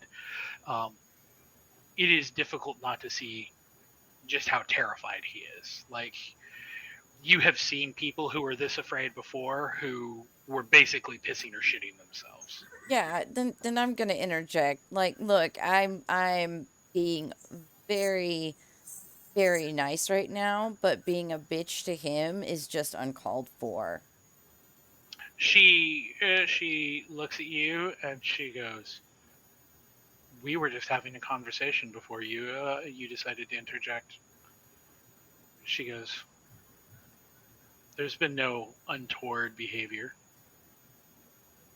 And you don't see his reaction right now. You She think goes, this is normal. she goes, "He's a coward."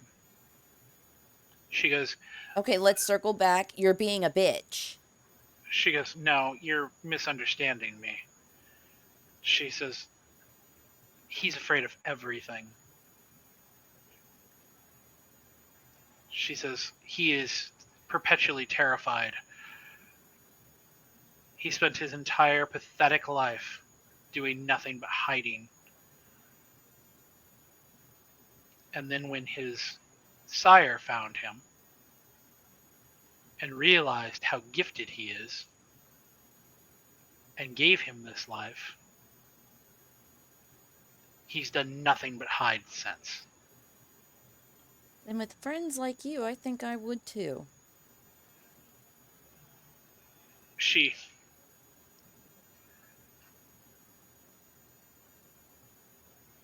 smiles and kind of leans back on the bar, and she goes, "Given the mortality rate of your friends, perhaps you should not throw so many stones." Either way, I'd like a moment alone here, dear Cyrus. He like glances up at you, and he's like visibly trembling, and he's got like he's to the point like where he's actually about like crying, and he's got like bloody tears that are going down from his eyes. Reese shrugs and she goes, "Then go, Cyrus." And he doesn't move. Like I try It to feels like I some try my abusive best shit. to get down at his level and trying to look him in the eye and just say, Cyrus, I no harm, no ill will, but you he showed me something that led to something very big, and I could really use to have a conversation with you, and I don't want you scared. I don't want you upset or feel pressed because of anyone else's presence here. he shakes his head and he goes, no. He goes, "No, not scared, cause of Reese." He looks at you and he goes, he makes the same motion where he takes one of his tears and draws it on you again, and he's scared because of what I saw. And I'd like to talk more about what you saw. I know it's scary, but it could help me very, very much. He goes, he's gonna kill me. Speaking to me? He goes, because you know. He goes, because I know he's gonna kill me, and it's gonna hurt. Do you feel you need protection? He goes,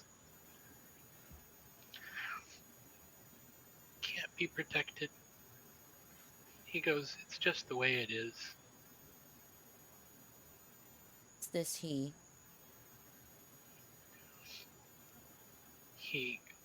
He goes, you know, he's dead. I think Shaw is back. Well, Reese is listening very, very carefully to this entire conversation. And at this point, Reese interjects and goes, "No, Cyrus, because we're going to kill that bastard."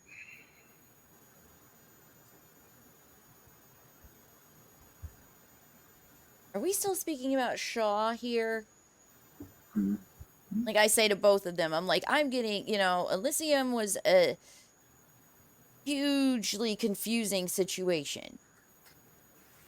And as far as I know, Shaw is dead, if that's who we're being so vague about. Reese gives you a very cold smile and says, "Is he?" Well, he's been diablerized. She says, "Perhaps you should ask some of your new friends questions about what it means."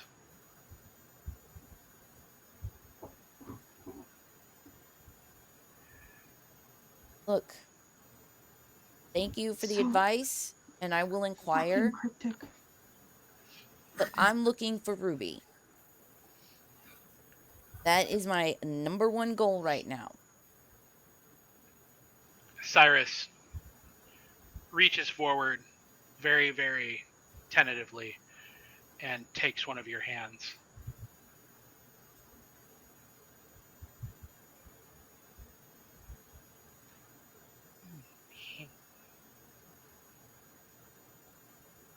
He says,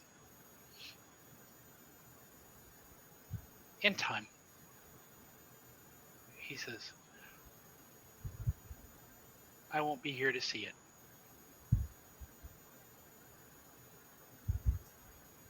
He says, but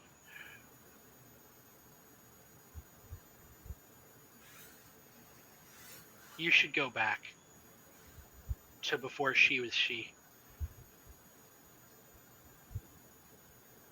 You might be able to find some clues. I guess I'm gonna go back and dig some more.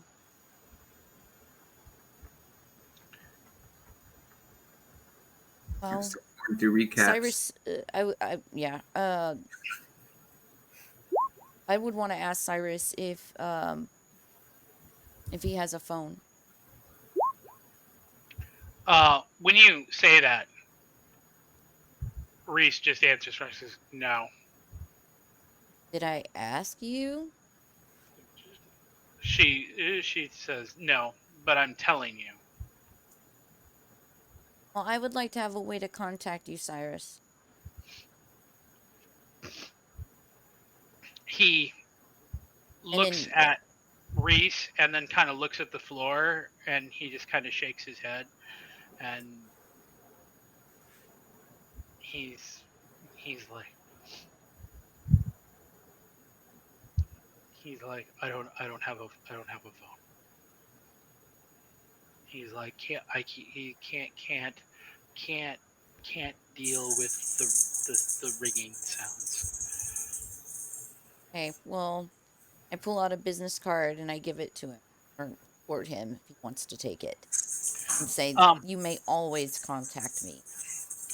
He takes it, and he, even though he kind of like crushes it when he pulls it into his hands, you see him kind of squirrel it away on his person somewhere. You can't be exactly sure. He's got a lot of pockets on him.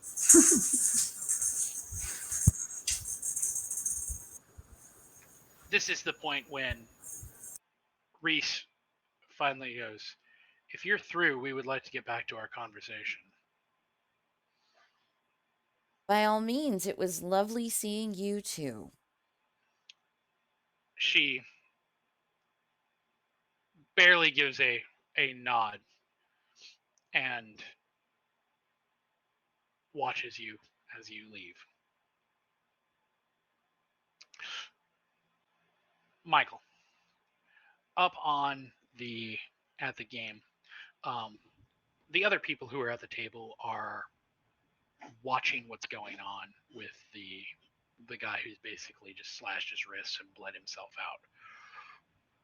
They don't seem particularly like put off by this or anything like that. They're just they're like, oh well, I guess that's how he's gonna pay his debt for right now.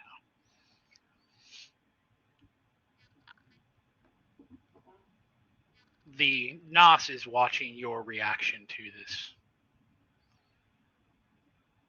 whole situation and circumstance very carefully. Or you think she is. You can't really see her eyes.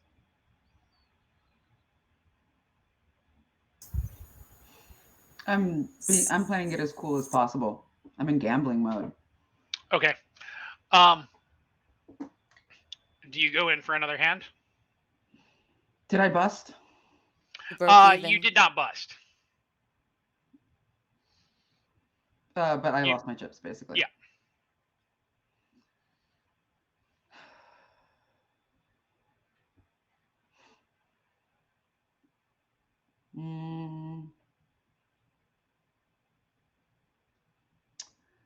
Yeah, one more hand. Last hand of the night, just to see. So when you go to put your chips in, the senatorial candidate leans over to you and says, you could pony up some of that what's in your veins if you don't want to pony up chips. He goes, I'm certain that those of us around the table would love to go in on that pot.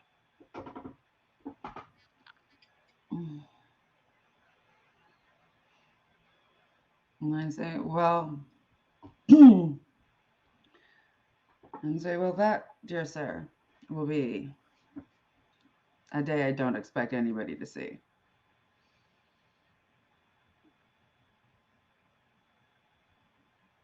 He looks very, very disappointed.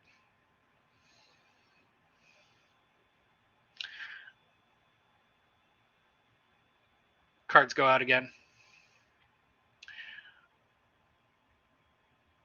Same roll as before. Okay.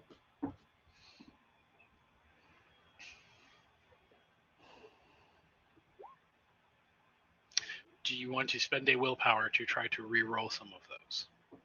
Yeah. Just 2. Okay. You sure you don't want to re-roll? Yeah, 2. Yep. No, that's not command.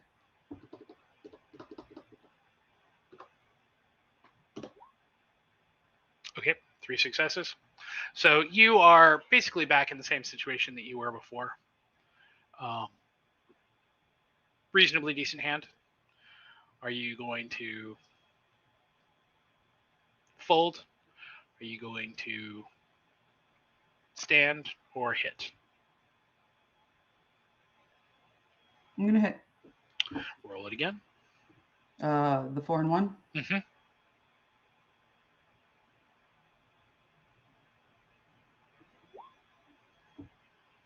Do you want to attempt to spend a willpower to re-roll that 1 die to get additional Sure. successes? All right. Man, this is the fastest I've seen anybody burn their willpower in quite a while. Ooh. So, you managed to hit a perfect 21. You can basically make all of your money back and then some. It's at about this point that everybody else at the table starts to stand up with a kind of a collective groan. And it's like, oh, fuck this shit. And leaves you there with the nos at the end of the table. So what are you going to do? I'm going to turn to them and I say, seems it's just 2 of us players left. She shakes her head. She goes, no. She goes, no, it's just you. She stands up.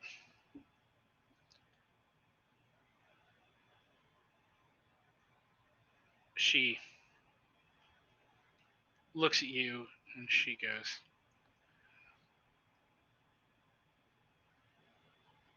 but here, consider this a,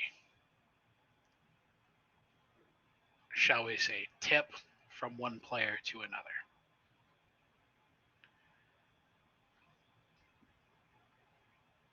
She walks close to you and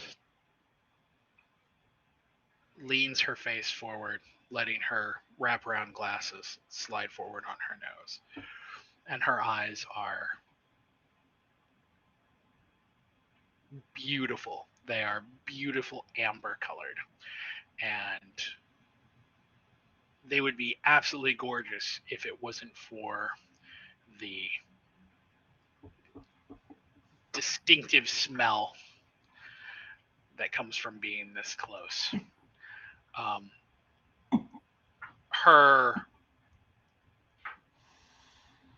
She doesn't smell like the way the Hecata do, like fetid corpses. She just smells like she's rotting.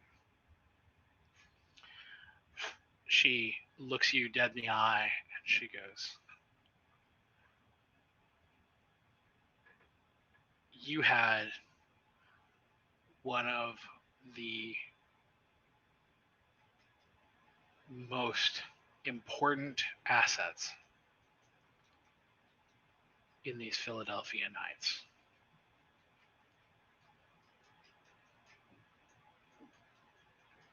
She says, and you managed to get them fucking killed.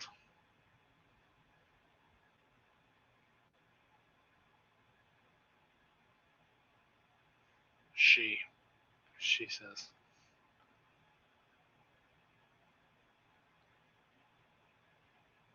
we don't even have to do anything anymore. She said, you've got a lot of very, very angry people after you.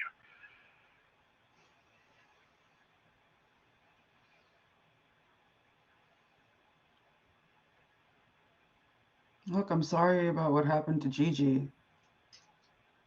That wasn't what we were trying to do. She snorts.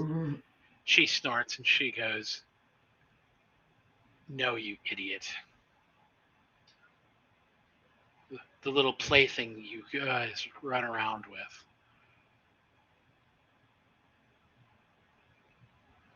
What do you mean? Got her killed. She goes, you idiot. You had a literal daywalker that could pass as a human being. She goes, you had the perfect infiltrator that could have walked among human halls. She goes, with your assets, you could have put her in positions of power to give you more and more leverage. You could have made her a senator. You could have made her any number of different things. She was the bridge between those who can walk in the day and those who can't. She was also her own person. Well, that made her own decisions. We don't make anybody do anything. she goes, well, now she's not even that. She turns to walk away and she goes, as she walks away, she says, what a fucking loss. See, to us, what she's become and who she might be used isn't important. It's her. And that's why we're still looking for her. It doesn't matter how we can use a person. The person matters. The Nos pushes her glasses up on her nose and she goes, you're how old and you're still this naive? Jesus Christ. And I'm this old and I realize that even in our age, everything is finite. So, what are you going to do? At about this point, Al would have walked up and found you. I would have, at this point, I would have been like tipping the dealer pretty well. At this point, you also are now in possession of a goblet of human blood. It doesn't smell terrible. I mean, like, I'm sipping on it. It's not going to do the trick entirely because of my like blood potency, but delicious. I offer it to Al. So, the two of you... I go to cash out. Yeah. Okay. Vic, what do you have anything that you want to say to Madison? Is there, or do you try to get in touch with Michael and Al to bring them in? What is your next thought process here? I guess how much of the hour is left? So at this point, you guys have actually been in there talking and reminiscing for well past the hour, and no one has bothered you. Okay. No one has even attempted to bother you. So I love it. Well, I don't want to take up all of your time tonight, but I definitely don't want this to be a one-time visit either. I know, with as many years as we've been apart, there's a lot to catch up on if you're comfortable. She kind of looks down and she says, I'm not asking you to give up your job. She's like, but I would like to ask you if you would take on another one.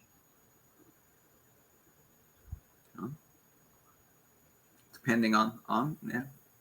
She goes, we know that you have run security for Mr. Starwell.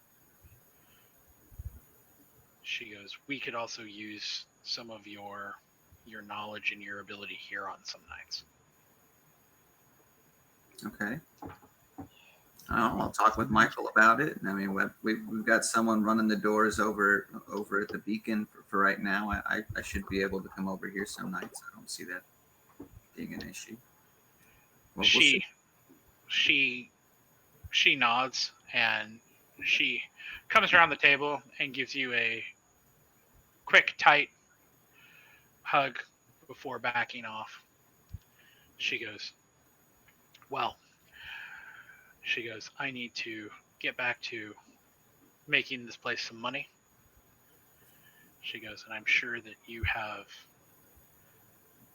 people here that you also need to tend to as well. It's great seeing you tonight.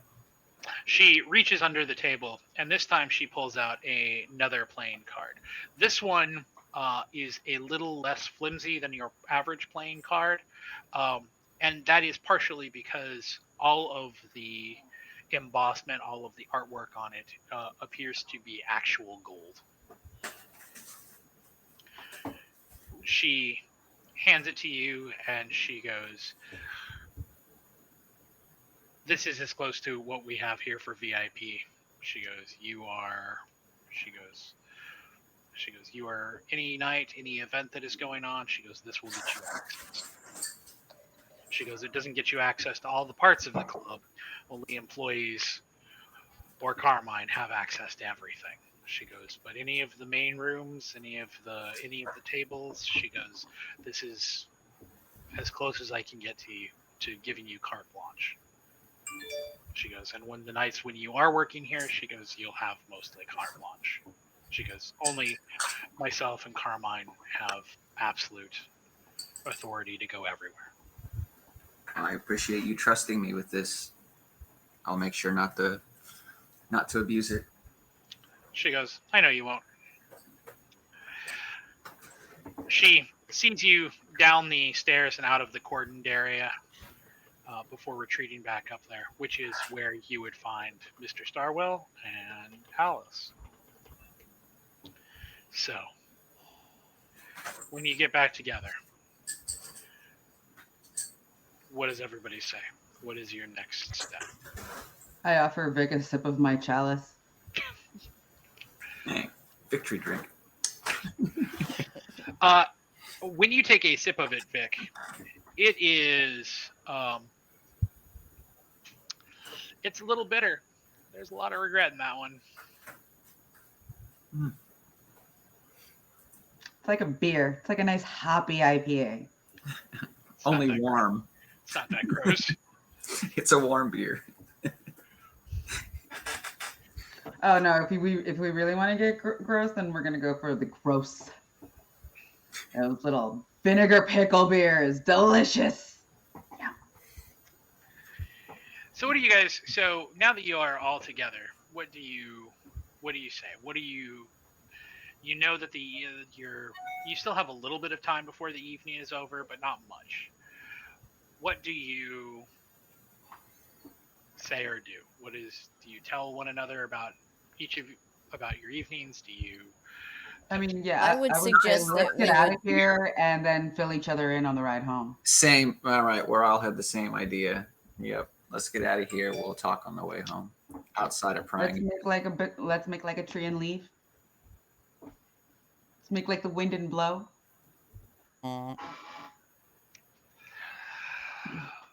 Phrasing? Are we Bingo. not? Come on, are we really not doing phrasing anymore? So, on your way out of the dissolved girl, Al, when you are walking by the Kochek girl, it is. God damn it again. She gives you a wave and a wink. Um,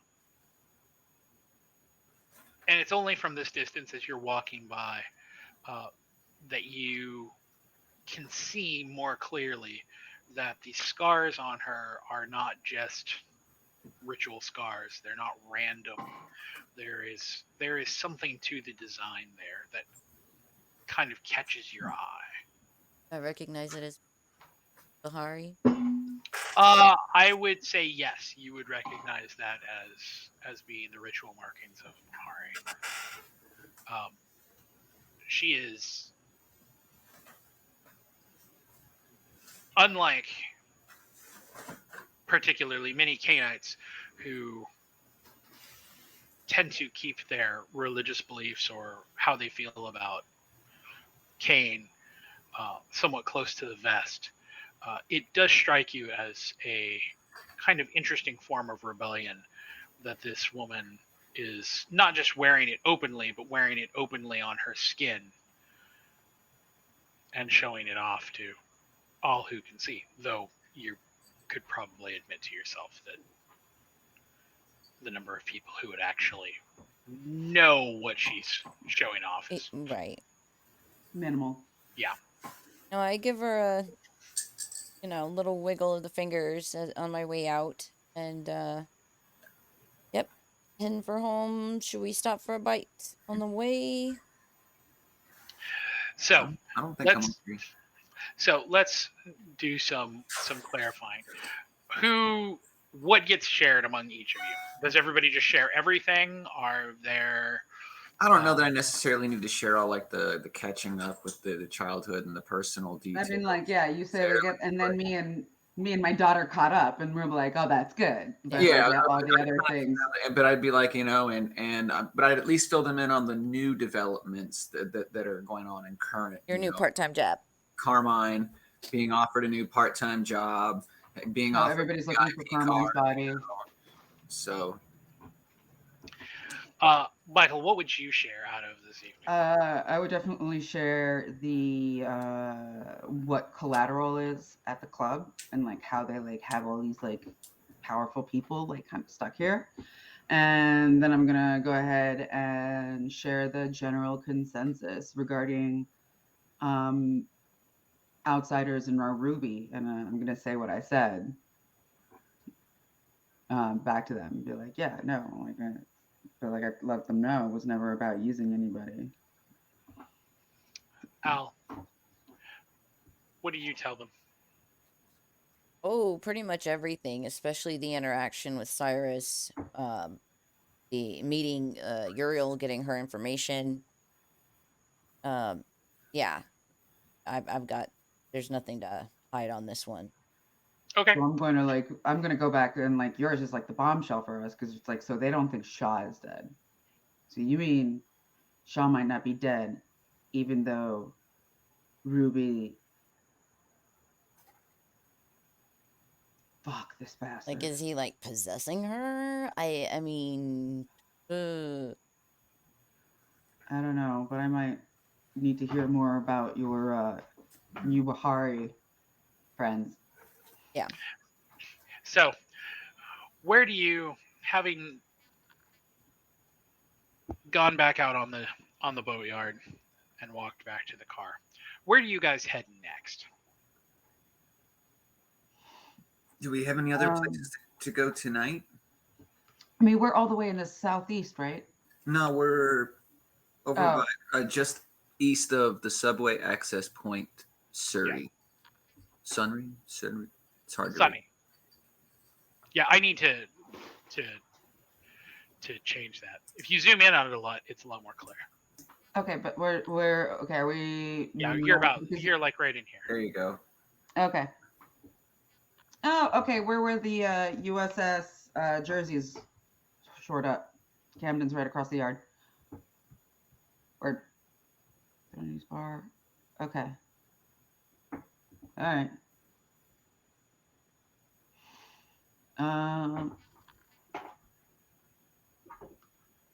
Where is on the way home? Sorry, guys.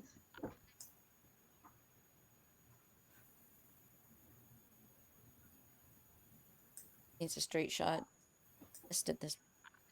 Yeah, let's just stop by like the 10 Toes, see how things are going on, and then head straight home. Just to like clap some eyes on it and check in. So when you get to 10 Toes, it's basically exactly as Idaho has left it. There's a lock on the gate. There's nothing. There's no yellow tape on it anymore. It could theoretically be reopened, but at this point, it seems to be serving him fairly well as kind of a temporary sleeping arrangement. And all of the vehicles that are in there have kind of gone to shit that are still stuck in there. Stuff's gone. Windows have been broken. Cars starting to get rusted out.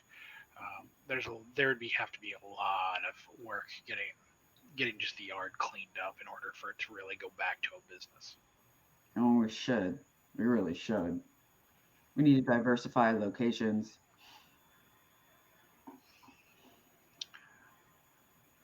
We need some staffing. When you get well, I'm gonna say like at least I got some. I might have got it in down payment to make a dent on this thing tonight as we drive on home.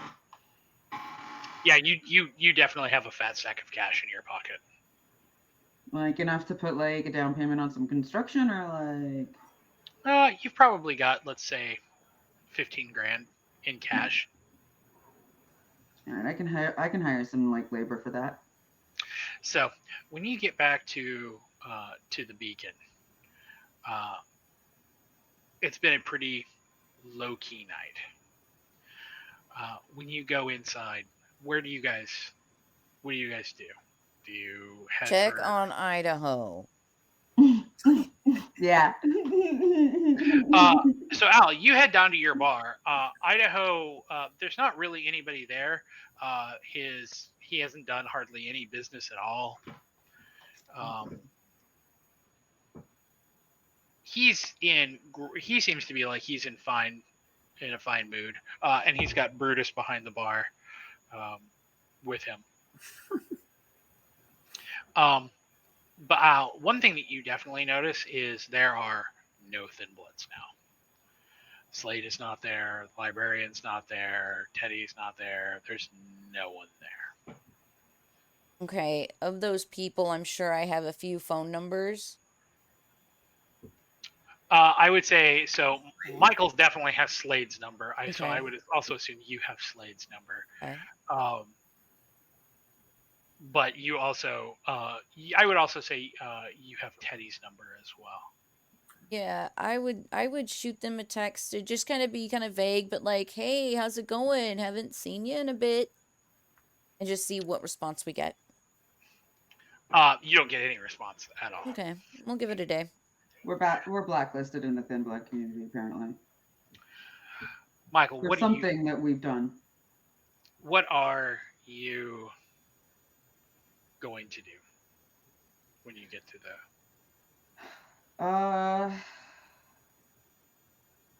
gonna check on the bars and they're gonna head up to the office, see if there's anybody cute to snack on or worth snacking on. You can make a roll for that if you would like to do so. I would love to roll to see if I eat.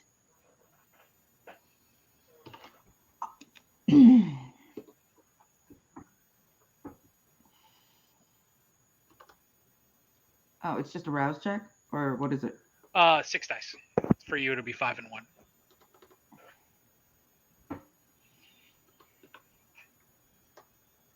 Oh my fuck.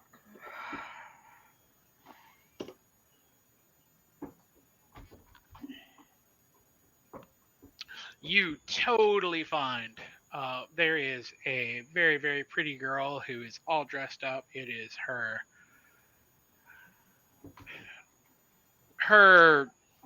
whatever the version of a bachelorette party for people getting divorced would be. The sweet release. Yeah. So by the time that you get to her, she is wild. The deed is done. She is liquored up. She is putty in my hands. Yeah, she is. It is easy when you stroll up. looking all beautiful. Oh, yes. Yeah, all beautiful and See me now, Richard. You yeah, 20-year-old bimbo. yeah. It's exactly like that. So you are. It is easy pickings for you. So how much do you drink? Am I at a 2? You're at a 1, I think. Yep, you're at a 1. Okay, just enough to like get set, like settle me. Like a good draft, like one draft, if that makes sense. Mm-hmm. So, Vic, what do you do? So I go start talking to Romano about this new arrangement. When you talk to Romano about this, he's like, "Holy shit, dude! We're gonna need more help around here. If you're gonna be doing double duty between this place and another place," he's like, Yeah, I mentioned that on the way home too. If that's going to happen, we're definitely going to need to staff up. he's like, "Do you have any ideas on who could fill in?" He's like, "I mean, nobody's gonna be able to fill in your shoes, big man." But he's like, "But I have one, but it's a long shot because he's down in a cell in the basement and out of his mind right now. So Raul or Romano kind of opens his eyes and he's like, I mean, if he goes back to being the way he was, I would say, yeah, hell yeah. But as he currently is right now, I'm in total agreement with you. Trust me. He's in no way, shape, or form to do anything right now. If we can get him better, then there's a possibility. But I don't know. Other than that, short of making some new brewhas, I'm not real sure. He's like, Jesus Christ, just what we need, more kids around here. So the sun is starting to crawl up on the horizon. Last actions from everybody. Vic, what do you do? I guess just help him clean up the club. Retiring to the room before sun comes up. Okay. Michael. I'm gonna head back to the apartments since everything's handled in the clubs. Stop by the premiere again, see if they're home. When you go, do you knock again this time? Yeah. When you knock, Eugene opens the door.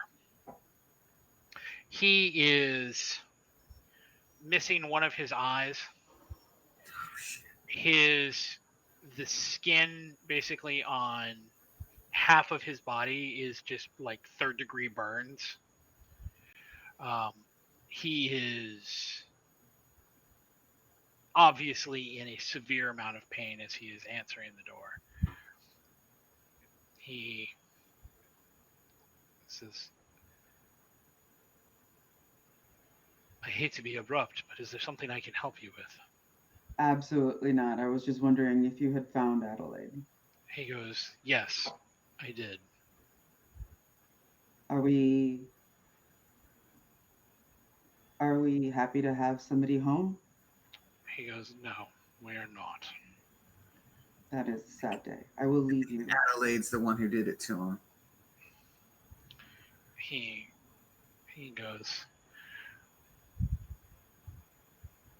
it's going to take me some time to heal, but he goes,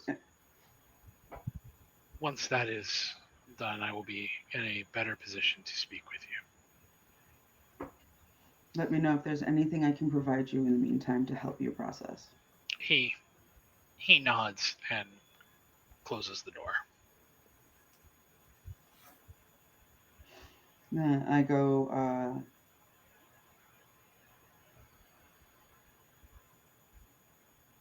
I'm gonna go by Al's home since she's still at the club, see if, poke my head, see if there's a ruby in there on a long shot. And then I'm gonna go back, up to my room and Yeah, nothing. try and chew things over. Yeah, calling good night, going to bed. Al, what do you do? I think with my last hour, I would just start digging into all of Ruby's personal effects, poring over any kind of clue or detail or anything. The only thing I'm remembering as far as a time that she left us was when she had that one runaway, other than the situation with SI.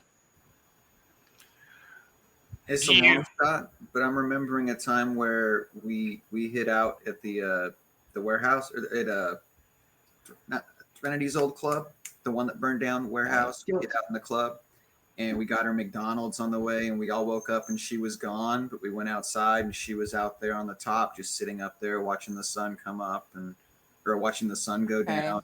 I don't know. That's just a faint thought. Yeah.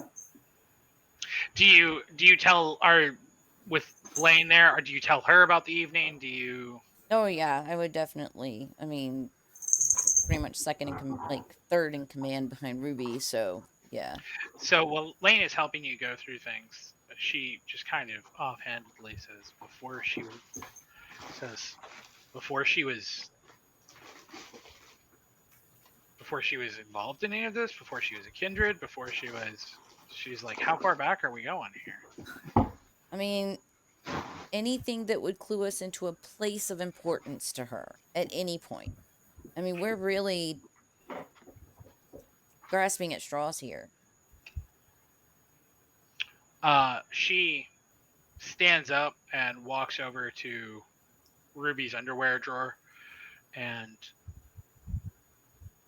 pulls out an ID that is a picture of Ruby looking much, much younger with braces and sandy blonde. Driver's license, a school ID, driver's license. And she flips it to you and she goes, well, I guess we could always go see your parents. It's a start. Thank you for finding that. And that is where our session, though certainly not our chronicle, ends for this evening. Very informative. And we ended on the end of a night for once. It was a night and a night, you Start of a guys. night and an end of a night. In one night. In one night. We did it. Oh my god.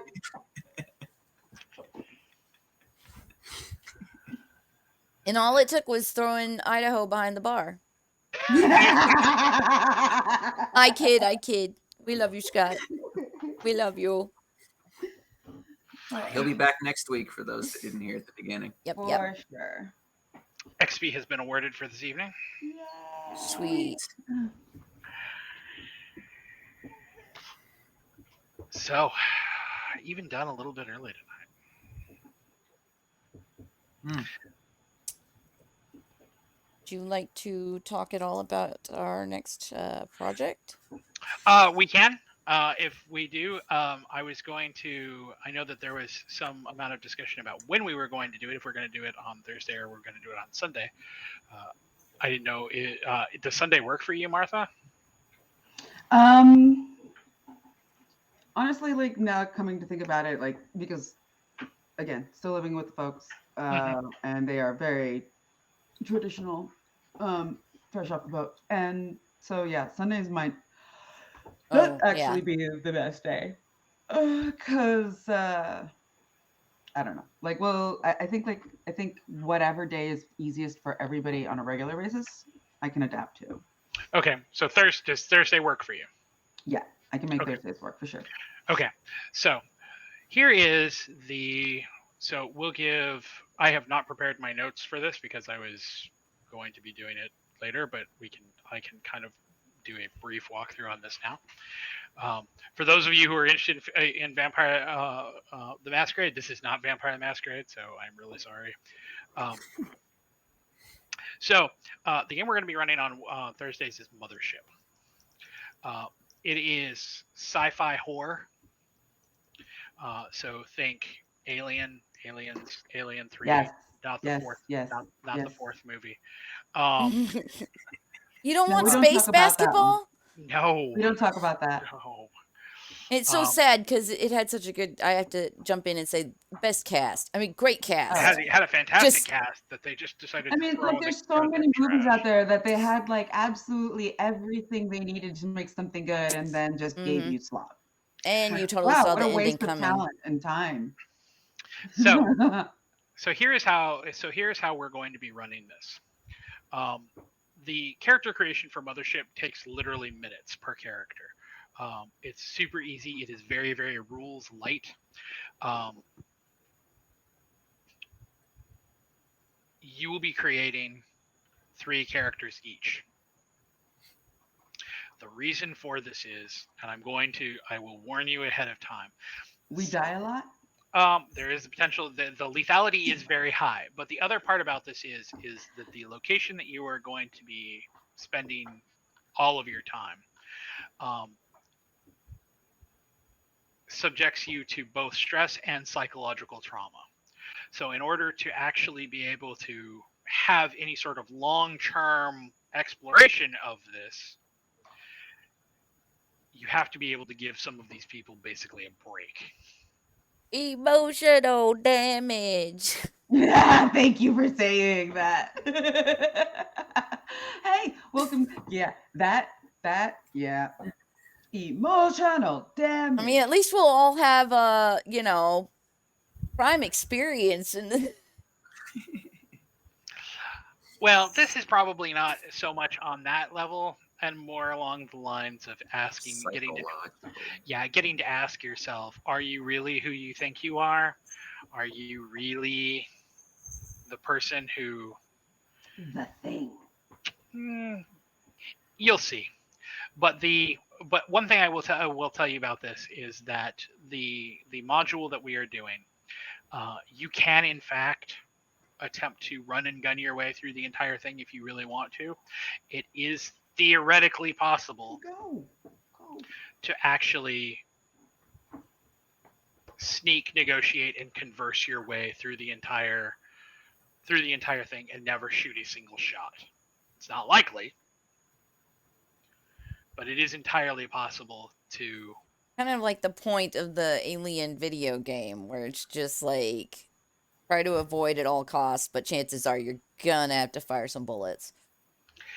There's certainly an element to that, but again, this is very, very how shall I say this? This is a situation where the only way out is through. Mm-hmm. Like there's no way to escape from this. And once you get far enough in and you begin to realize the actual scope of the threat, you will realize that even if you could get away from this, you still couldn't actually get away from this. Ooh, terrifying. I like it. There is it is Horizon. it is a little bit of a locked room situation, or a locked house situation, as it were. But with that said, there are a number of different the actions that you take during this module will literally affect the entire known galaxy in terms of what's done. And as an additional bonus here, when you complete it and survive, if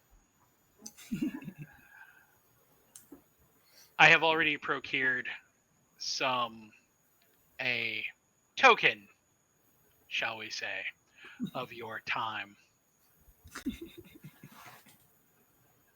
So you will have something to remember this campaign by. Nice. So, we will start. I know you guys said that you had something going on Thursday, this coming Thursday. So Amber has an art show. Nice. Yay! Congratulations, Amber. I will actually be traveling this Thursday, so that is good. And I will be coming to you from a different location for the next couple weeks. And did this showcase her art? She made this for me today. Oh wow, Oh that my actually God, I looks love it. almost official. So Yeah, I she's freaking love it.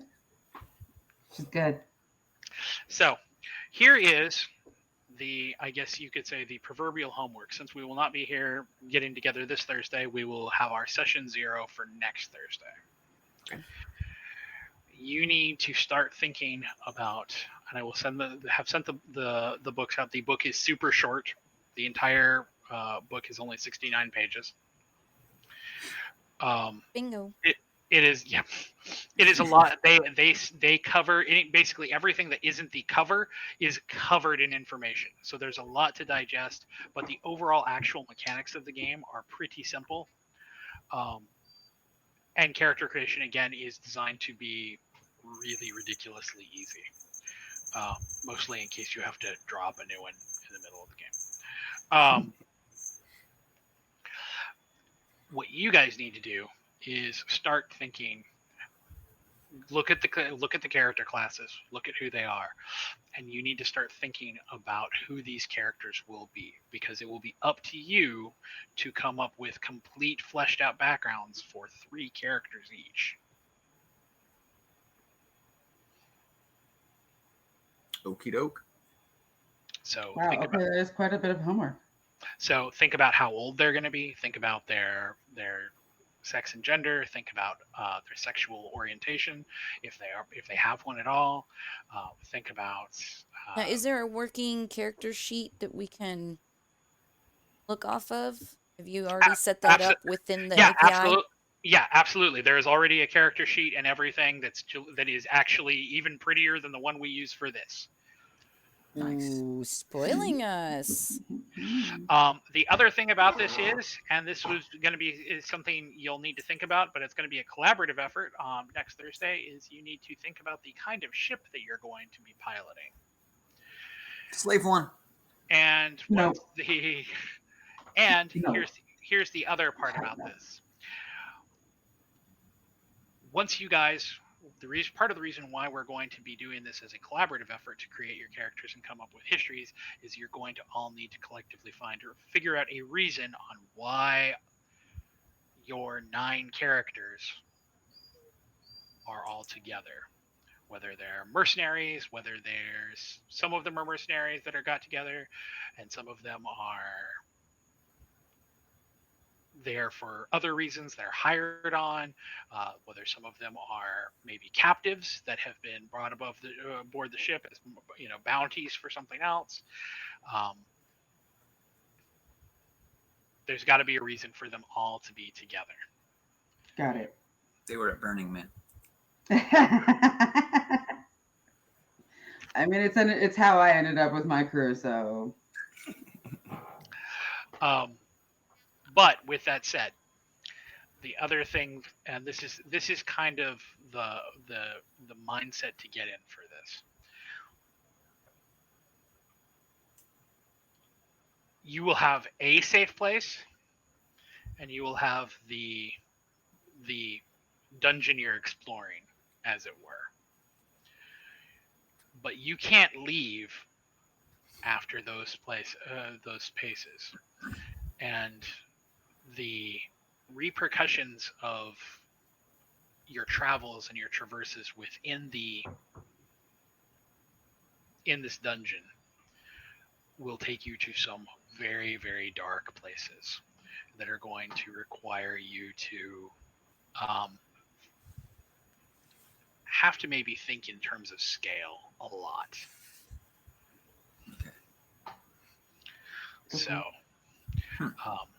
this is, if this goes well, if you guys dig Mothership and you dig this particular adventure, then any surviving characters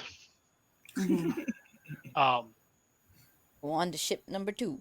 I was gonna say can make it onto the next adventure, and if we choose, Nice. if you guys decide to do that, we can certainly start running more and more of these modules and developing these characters, and and it will be a really cool experience. The one thing I will definitely say though is be careful, because the amount of the amount of lethality in Mothership is very much on par with Stupid what high. as I say, with what you would expect in movies like Alien or Aliens or Or Event Horizon. It follows. yeah. None of them are STDs though, so not It Follows. Actually, haven't seen it. That is actually what the monster is. Are you fucking kidding? Yeah. It's Deadly STD. STI. And the only way to get it to leave you alone is to pass it on. So think the ring, but the tape is herpes. In her dick?